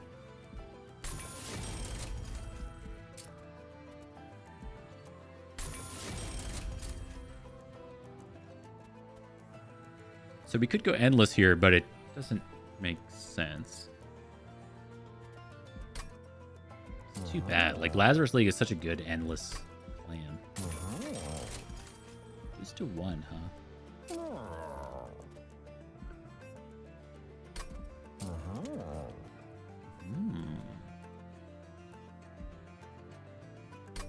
I really don't want to put 20 health on this guy, but 10? If we run into spikes, this guy's just going to die. I have no way to save him. Well, no, our equipment gives, what, 10 health? It's 10 health. Is that 20?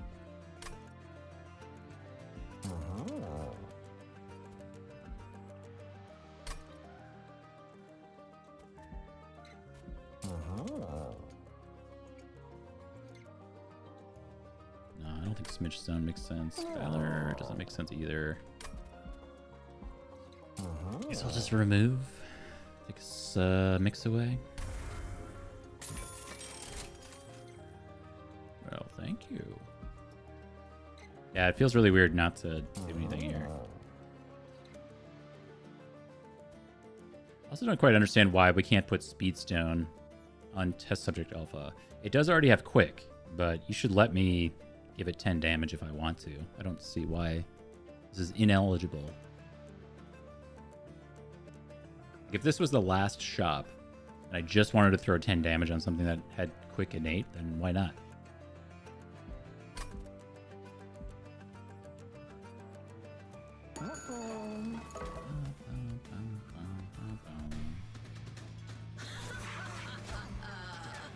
Seven damage and lifesteal 1 to enemy units. Cool.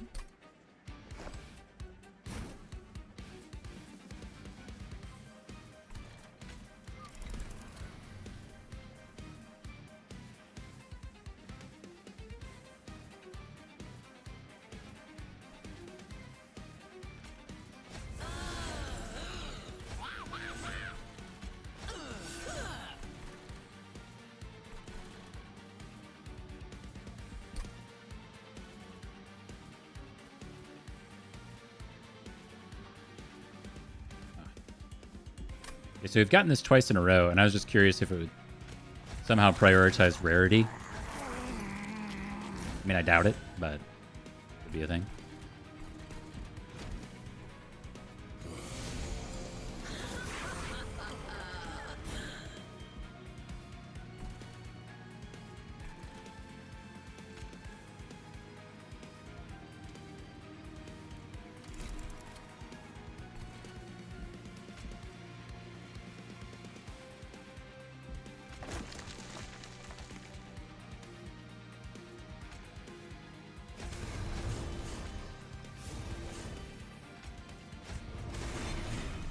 Plus 80.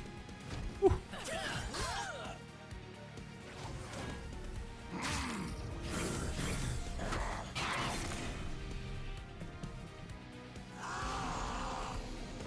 God, that's so good. Man, Breath of Heaven is just breaks the entire game. So good.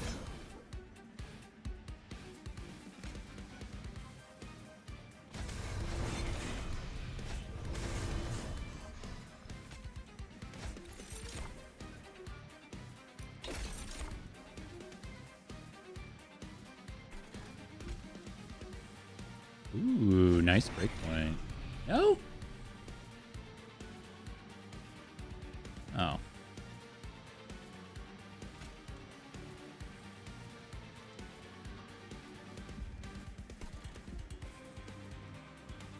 Yeah.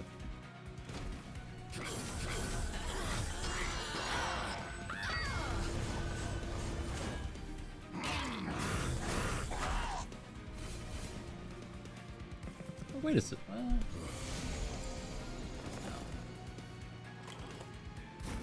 was trying to think with this room, the Imprisoned Zephyr. If you gave something quick, it would trigger shift. You'd get all the stuff. I don't think it makes sense. I was wondering if there was like some shenanigans you could do if you gave something quick but not the other one, because that would trigger a shift in the first phase, then the enemies would go, and then you'd get a second shift, the non-quick unit afterwards. But you'd have to guarantee that that quick unit wouldn't die. I mean, there is something there, but it's tricky. Okay.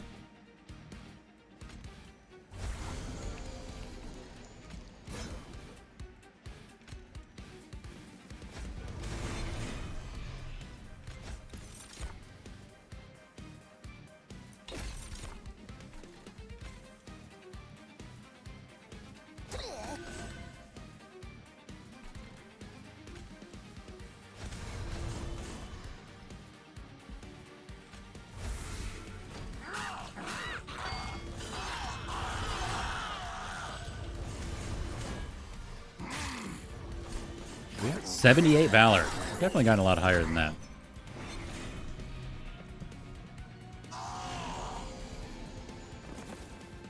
Ooh.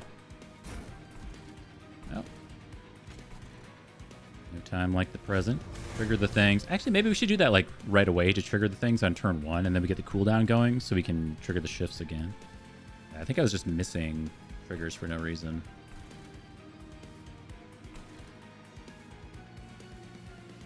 This is after Breath of the Heaven.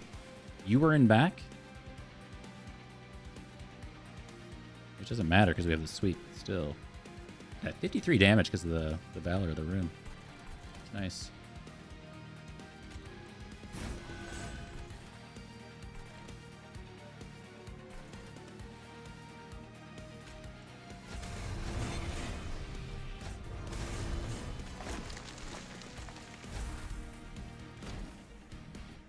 Psych!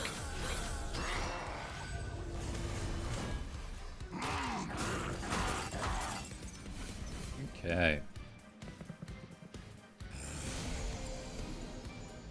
It turns out in Monster Train 2, sweepers are still extremely broken.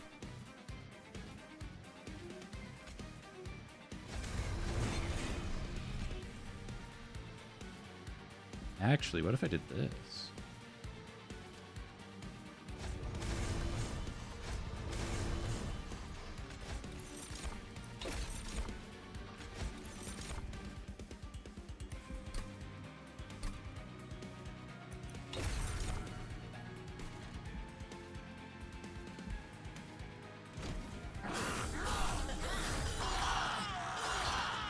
We're really gunning for green mixes for reanimates, or red for rage, I guess. But getting more reanimates on our tank down here just makes our life a bit easier.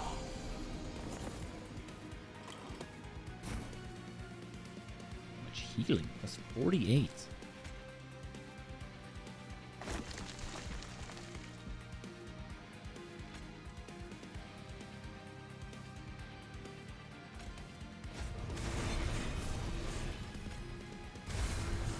Oh, we have the shift. Oh, it doesn't proc the front one. Okay, learning.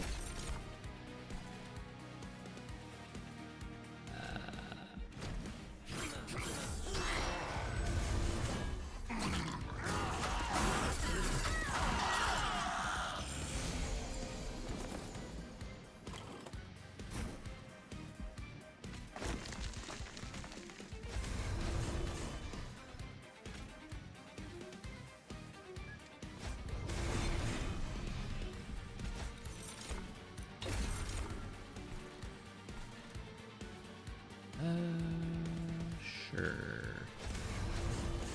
272 damage on this guy. Oh my god. Dualism is so cracked.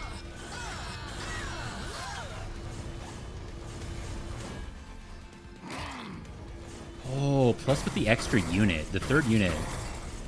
Yeah, with the third unit in the middle, then we get more procs from the room effect. Yeah, so we want to fly you. Advance? No, do this.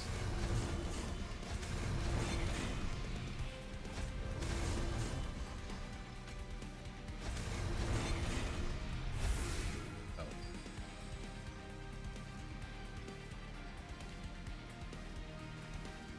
Well, we did want to go an extra round to trigger more permanent valor. We're at 101 now. It's alright. Okay. Feeling a little better about this run now. I still don't think we have like a decent enough third floor, but maybe you just need 2 floors in Monster Train 2 to really top off.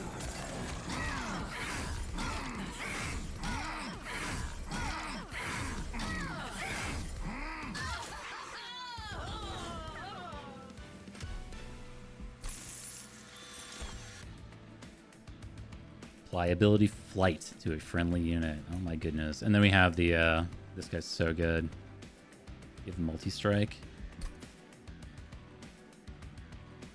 I mean, it's pretty good. What do we multi-strike though? Anything, honestly.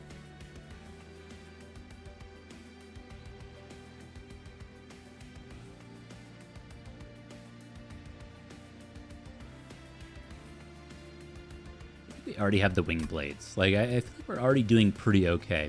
We could give an ability to fly to like one of these two, and then just trigger the shifts a little more, even though it doesn't do that much. It would just be a way to do that every 2 turns. And then maybe it makes it so we can arrange our floor a little more easily. So Fel ends up in front more frequently. It's gotta be good. It's a tome.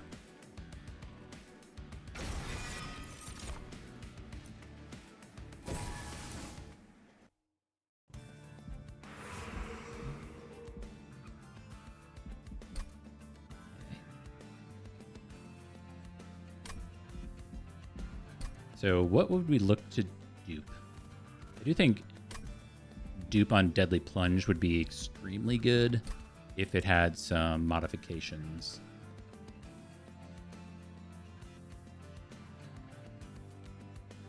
Oh, we could dupe Tome of the Lost Path even without anything to give both Fel and the Demonic Fledgling. It's so janky though. It's so weird. I don't know if I love that idea. A deployable room would be okay, I guess. I think we can get it all down. I think left is just maybe better for us. I would love to get another modification on Test Subject Alpha. Maybe it's not that good. Test Subject Alpha, yes. I desperately want something there. I don't know what to do with Sword Maiden.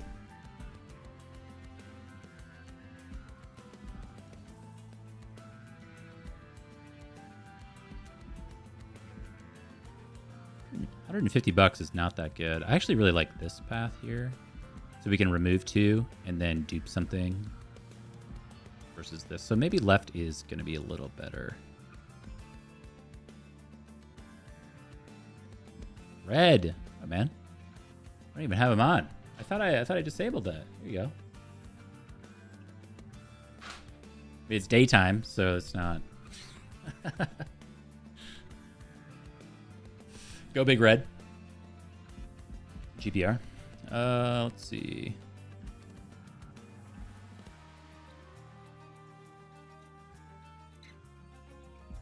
Be right, it's better. Feels like a choice to me. Maybe it's just not, but it feels like one.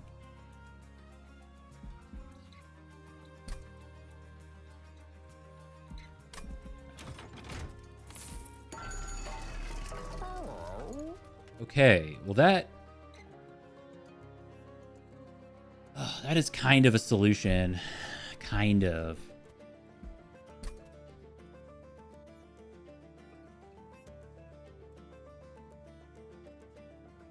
I really like the Overgrowth Carapace. It doesn't really play here, though. Oh, thank you very much. Hey, maybe I won't be sporadic that much longer. Who knows? Could happen. I love Inferno Room. It doesn't really play here because we have the Test Subject Alpha. We don't really need it. Swift Steel Dagger also doesn't play. We don't need anything with quick. Roll. The thing is, we could combine stuff. That's kind of what I'm looking at here. It's like, is there any room to combine?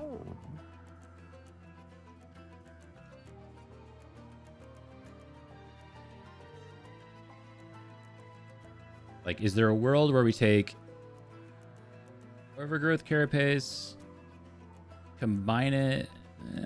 No. Combine it with the Combustion Suit. It costs 3. That's a little weird. But I'd like to put something on Test Subject Alpha. I think we just roll. So,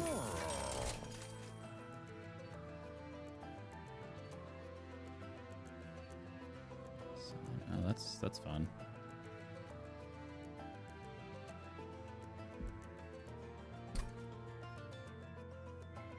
Unit's attack is equal to its max health. Man, that doesn't play here either. Ugh. We keep getting so much cool stuff. So, like, Equalizing Rings, I guess we could combine it with one of the Wind Blades to get better base damage on Fel. I do think we'd rather have the multi-striking thing if we can find it again. We did see it earlier. It's not amazing. And honestly, like maybe this guy plus 20s a little better. It's a little different.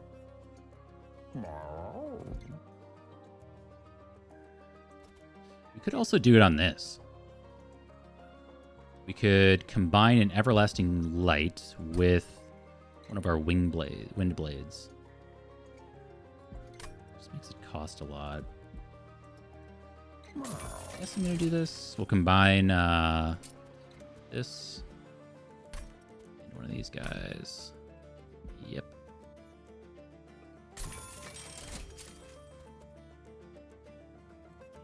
Ooh, I forgot you could make equipment deployable.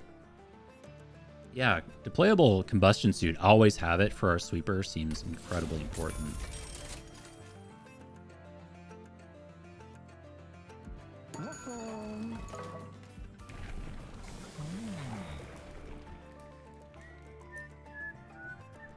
Ooh, I forgot you got base multi-strike. Okay.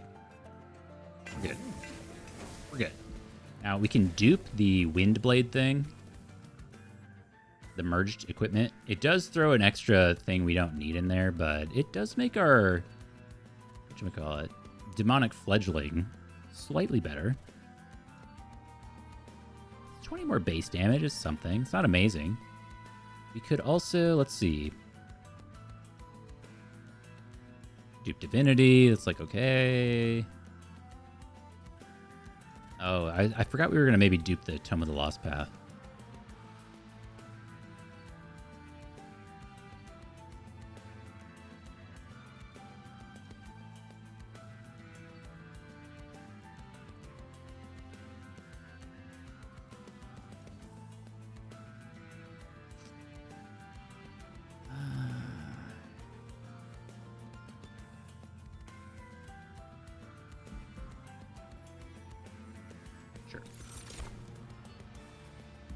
It's hard to tell at a certain point. It really is. Like, it all just kind of, like, it's good.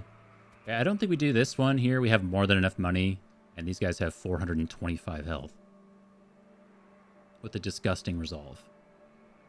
So it's all got to die between floor 1 and 2. And of course, like, eventually our floor 2 is pretty amazing, but maybe not in the beginning. Let's make this here.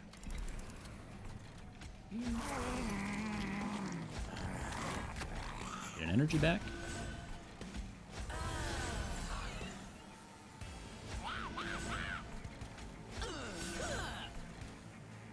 Yeah, this is just vanilla wind blade. We're throwing that guy there.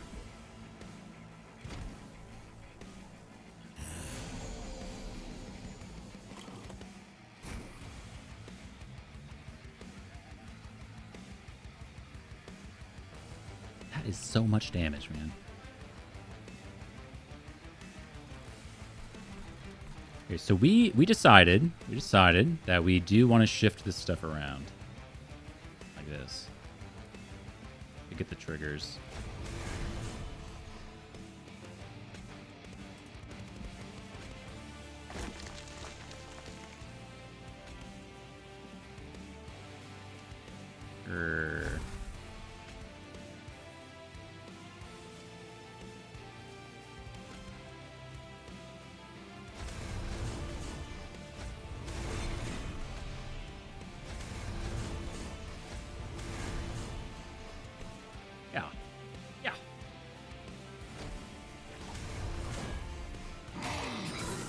Get the pufferfish guy down though. That would have been nice.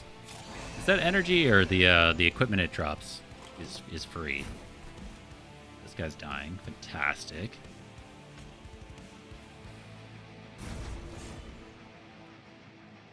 Oh, that doesn't work the way I thought it did. That's so terrible. Oh, I made this so much worse. Oh, I thought it was just base. Shoot. Well, that's okay, I guess. Yikes. Damn. Well, now I know. Okay, so you have flights, so we're going to put flight on the middle guy.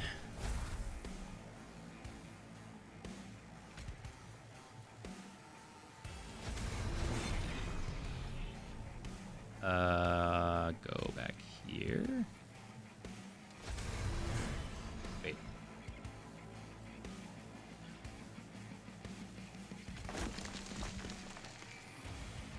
I guess it doesn't matter here, huh? So yeah, I definitely don't know what to do with this thing now. We could put it on this guy for no reason. No, because he gets the spiky things. Damage is equal to max health. It's worse on this guy. Technically, this Sword Maiden. It's more damage. I don't have to draw it again.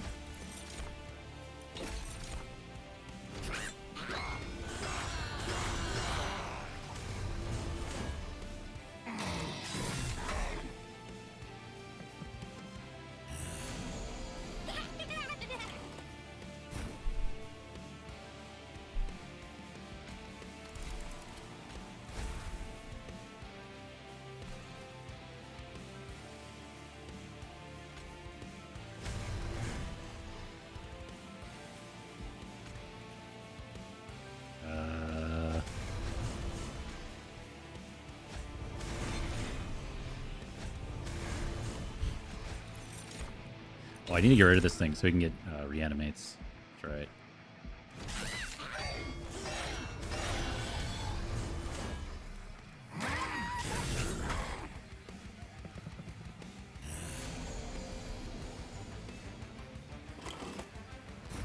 Yeah, bottom's looking a little spicy, I guess.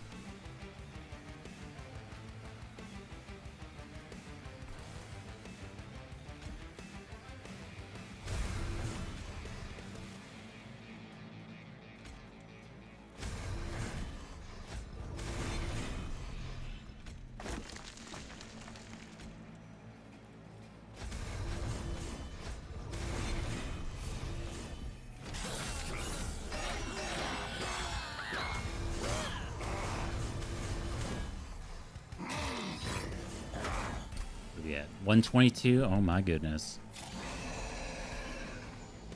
So I love when the number goes up. That's what I live for. So I will say this whole like flying around thing, a little janky.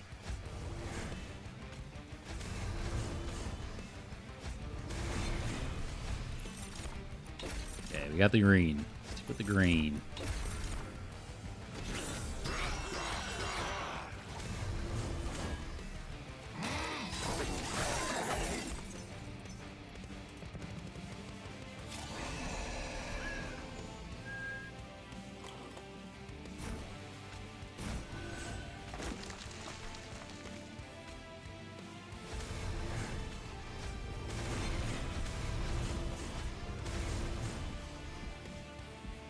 You guys do 12. That shouldn't really matter, right?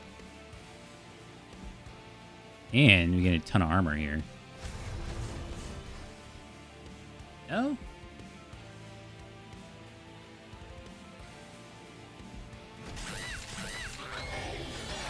Oh, because of the room. Because of the room. My bad.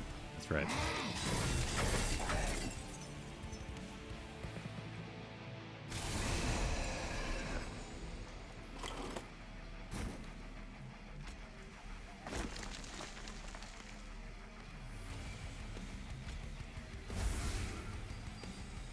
Yikes. I still don't know what exclamation point means.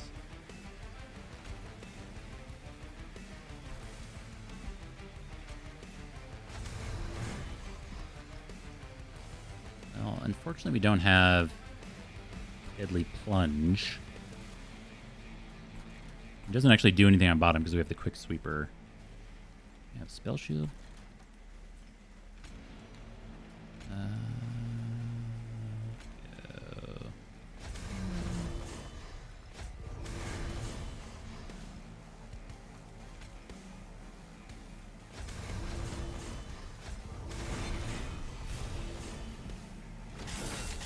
And then we're going to shift around.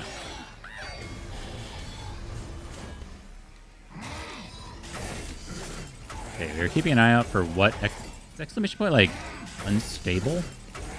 Die to unstable? Is that what it is? I bet that's what it is. It has like it's saying it has less health than unstable, so it'll die to unstable. That's what it is.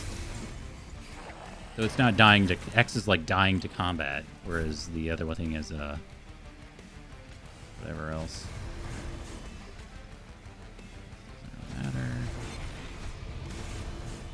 Nice, nice. Tight, tight, tight. Sick, sick, sick. Had not used my pyro ability a single time.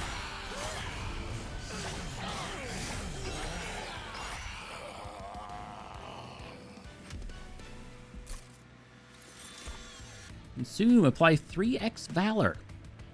Not very good. Apply Valor 2 and Damage Shield 1 to friendly units. Damage Shield 1 is like something. What does our Seraph do? This is... Oh, shit. It's Corruption Seraph?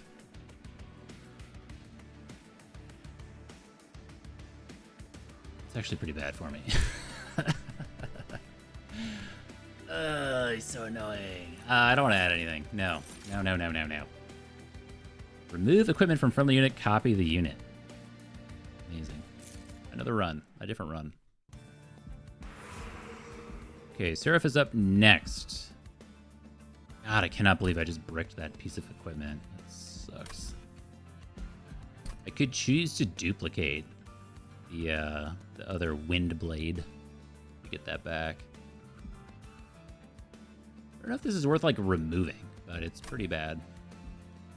Do we want to upgrade a spell? I guess is the thing. We could get Deadly Plunge to be Permafrost would be really ideal. Really need anything here.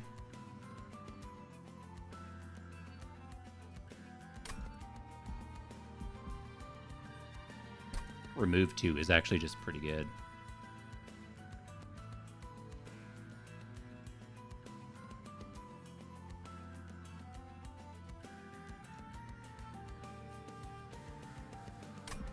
I don't know if it is.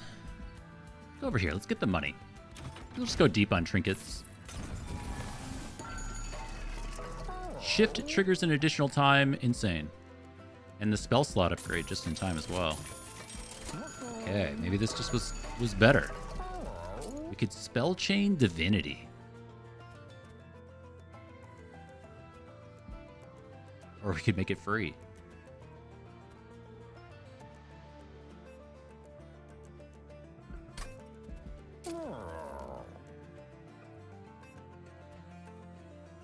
Holdover. I mean, holdover spell chain is very similar.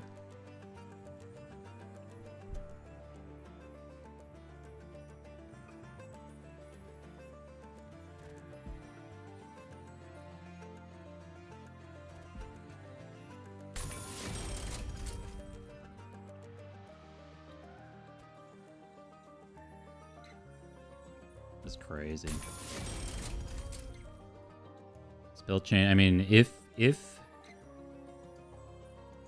we got remove consume, that would go crazy.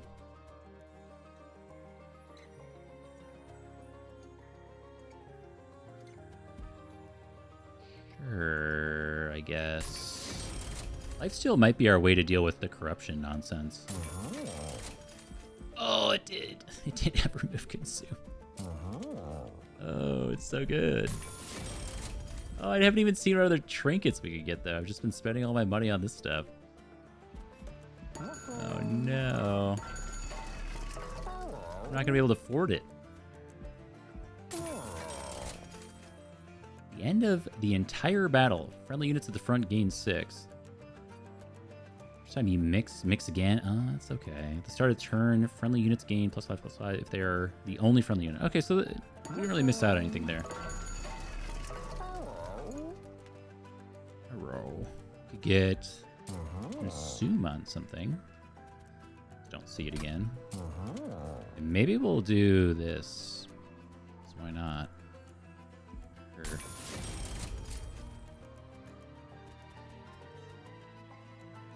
Consume. That doesn't really matter. Okay.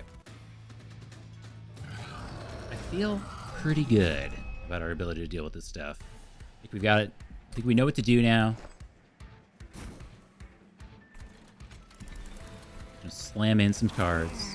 Get our energy back. I should see what I draw here. It's the bad thing. Well, now we know.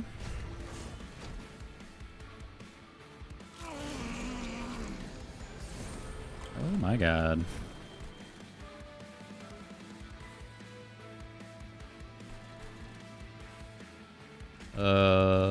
Juke. Hail through the wind blade. On Fell. Fell definitely needs to end at the start here. Start of the pile.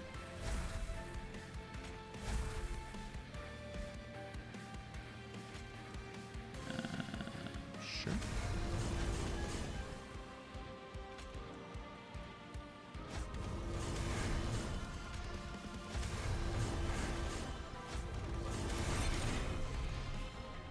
Oh yeah. What about that? Reanimate. We're gonna dig for the green potion and then probably stick with it. Sure.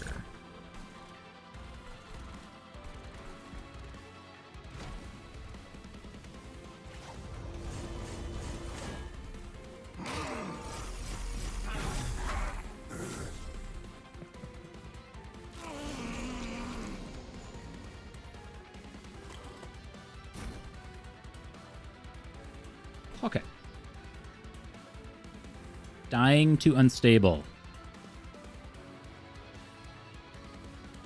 That doesn't even make sense. Oh, because it has reanimate. It makes total sense. Oh, yes, yes. Look at that. 552 damage already. We got 1, 2, 3, 4. Yes. So, and we're healing 1. So we're just going to let that ride. Oh my goodness, these turns, like, they're strangely complicated, but they're also not at all complicated.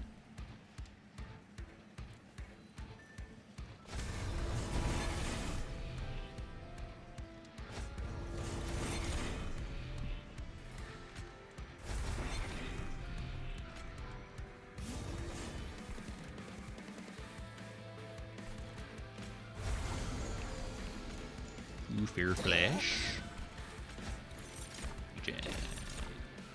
Oh, yeah, because we get one back because of the armor. Yeah.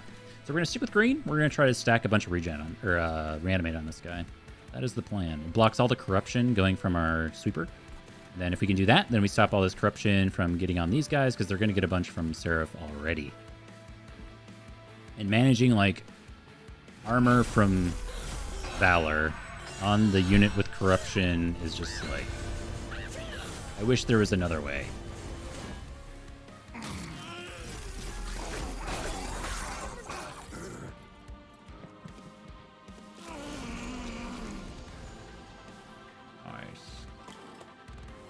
Sweepers are so broken in this game. Okay, so this guy's dying. Hate that for me. He's still dying. No.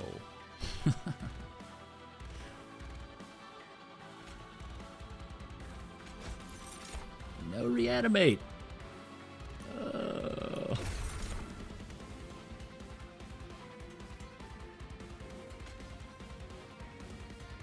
Maybe save 6 damage. Oh my god, I gotta do all this flying stuff down here too. Okay, sure. You go last. You go back here. Go back.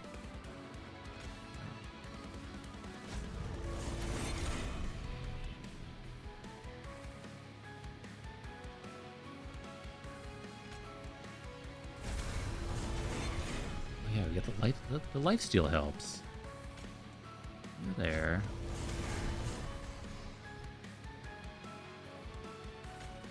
Oh. I think I did this wrong. Stupid flight puzzle, man. I'm not enjoying the flight puzzle.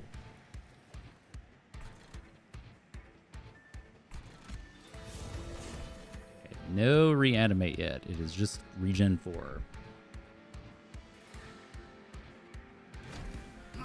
And the back guy's gaining 46 health because he's like there's some weird interaction with Valor and Reanimate that I do not understand. It's kind of like if something with Reanimate dies, at some point the Valor triggers, or no. I think it was that the front guy. No. I think I was misunderstanding. So it's the front guy has the extinguish trigger. Yeah, so you got 48 armor, and then corruption happened. Look at this, just in time. Beautiful.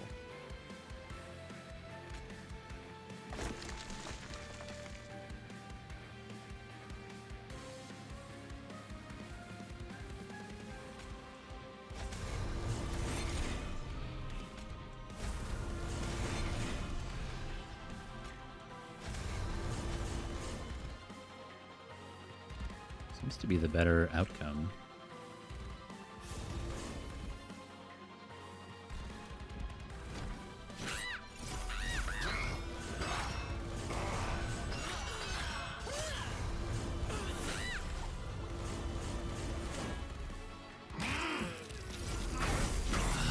Reanimate's so brutal. Okay, we got to get our mixes here. We need another reanimate. He's got 64 corruption. It's not that the sweeper doesn't have enough health. Okay, so we didn't get it, but not that the sweeper didn't have enough health. It's more so that we didn't want to deal with all the corruption going on him. But 3 more waves, maybe it's just enough. We could go crazy and throw the sword maiden down here, but I think it still just dies to corruption no matter what I do. Also, how does this guy have 48 spikes?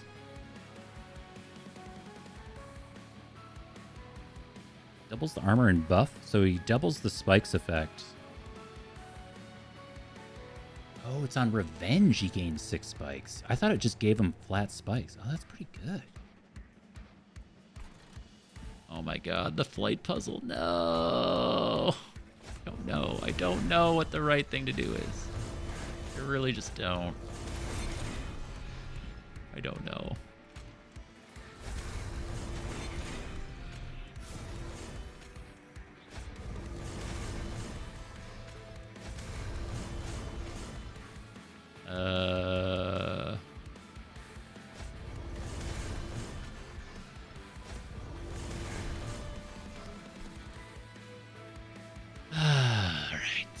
Couple more waves. Couple more waves. Now, the back guy does have a ton of Valor. So, what I was saying about him getting armor from Valor is not incorrect. I mean, it is, but he'll have a way to sustain now that he has all this Valor, even though the front gun is gone. It's not all doom and gloom on the bottom. We're still in good shape down there. Yeah, we're just not getting, like, all the kills that I think we should be. 30. Alternatively, we could go crazy down here and stack up enough to do 130 damage to get rid of these guys, because they do apply corruption on strike, which is a bit of a problem. So if we did, this is going to be 30 damage right here, just from It's Alive. Gets us to 125, and then we have Divinity. So if I wanted to yam that in, that could be okay, because the middle floor is winning on its own. It doesn't need too much to do. I like that idea.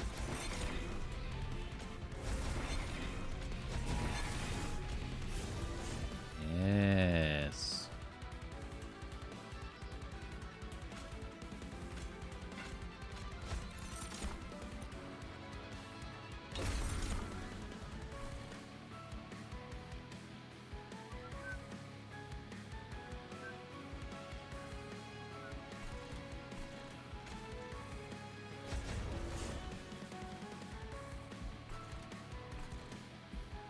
I don't feel like throwing regen on this guy, but I think he's healing to full with lifesteal anyway.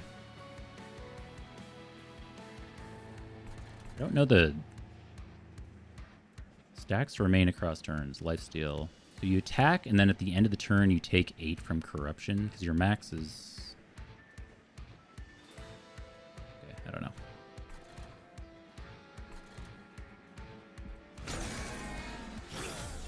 I think we just win.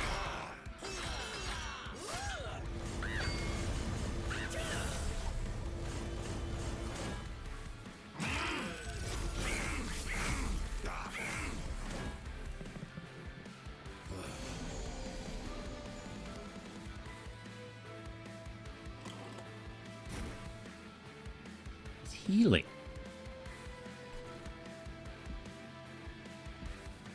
Ah, the flight puzzle.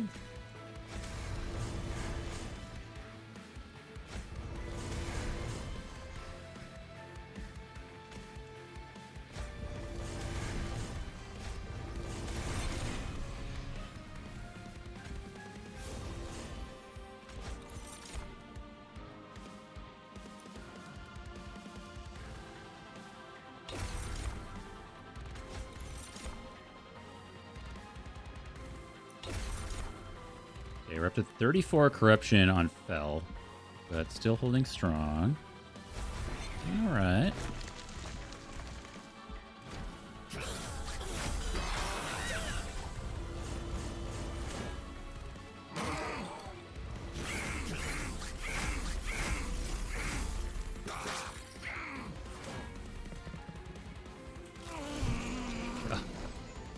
Okay, final wave. Not winning on bottom yet. Okay, I wasn't really expecting to. 1,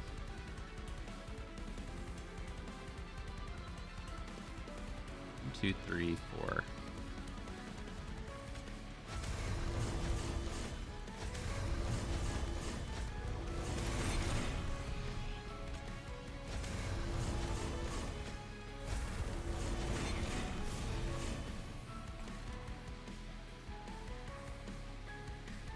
You know, reanimate 1 on this guy is cute, but 100, I think it's like an extra 189 damage. What would be really nice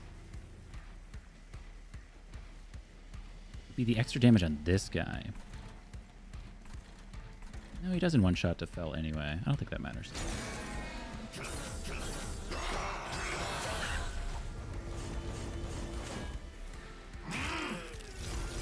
Quick sweepers. Quick sweepers, we'll see how this goes. I don't think we're going to lose, but quick sweepers just the story of Monster Train.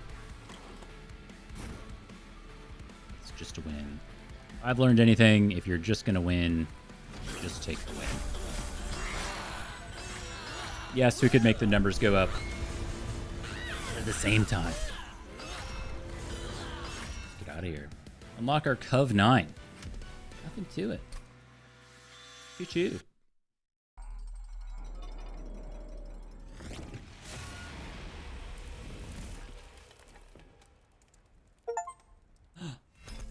Dude, achievement get. Oh, man. Insatiable hunger. Friendly units gain lifesteal too. Love that for me. It's great. I'm seeing a synergy like with the fungis. You can propagate lifesteal and stuff.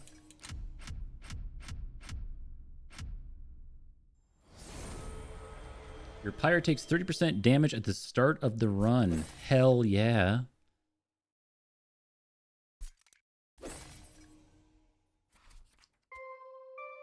Oh, look at that. Better than vegetable bread. That's all I really came here today to do. And I've accomplished that, so I feel good. Another win on the Banished. See, how much better am I than other people? I'm better than Micro, but I feel like that's not fair. Micro played like 1 time. Better slay triggers, more rage applied. And that one little guy, where's the, what's that guy called? What's that little guy called? This guy. Demonic Fledgling with Dualism.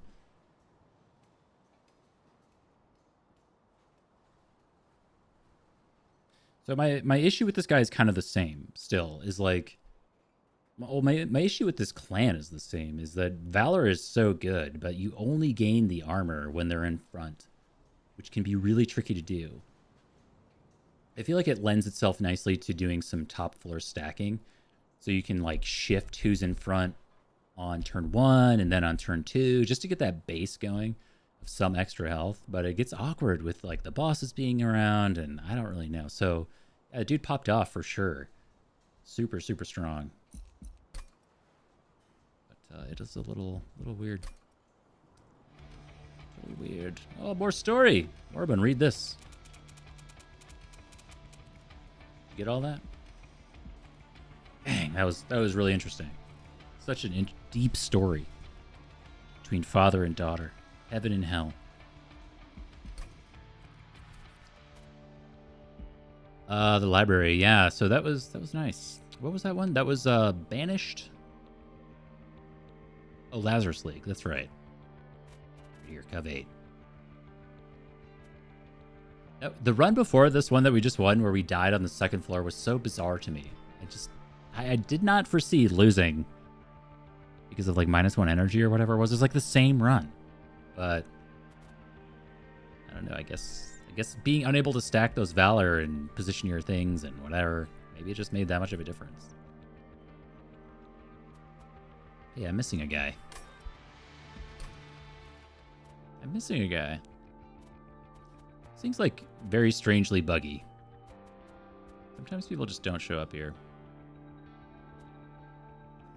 But yeah, probably probably gonna get some lunch. I was hangry like over an hour ago.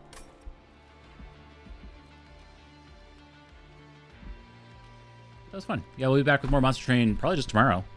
Keep going, get to Cub 10 without too much trouble, I'd imagine. We're just gonna keep doing what we do. I like the random stuff, but I do just want to play Under Legion like all the time. This is all I want to do is play Under Legion. It's so good. And kind of getting 2 wins on Banished. I feel like I've already won on Banished. I kind of already get the idea. We're shifting around. We're flying. We're doing stuff. We're doing weapons.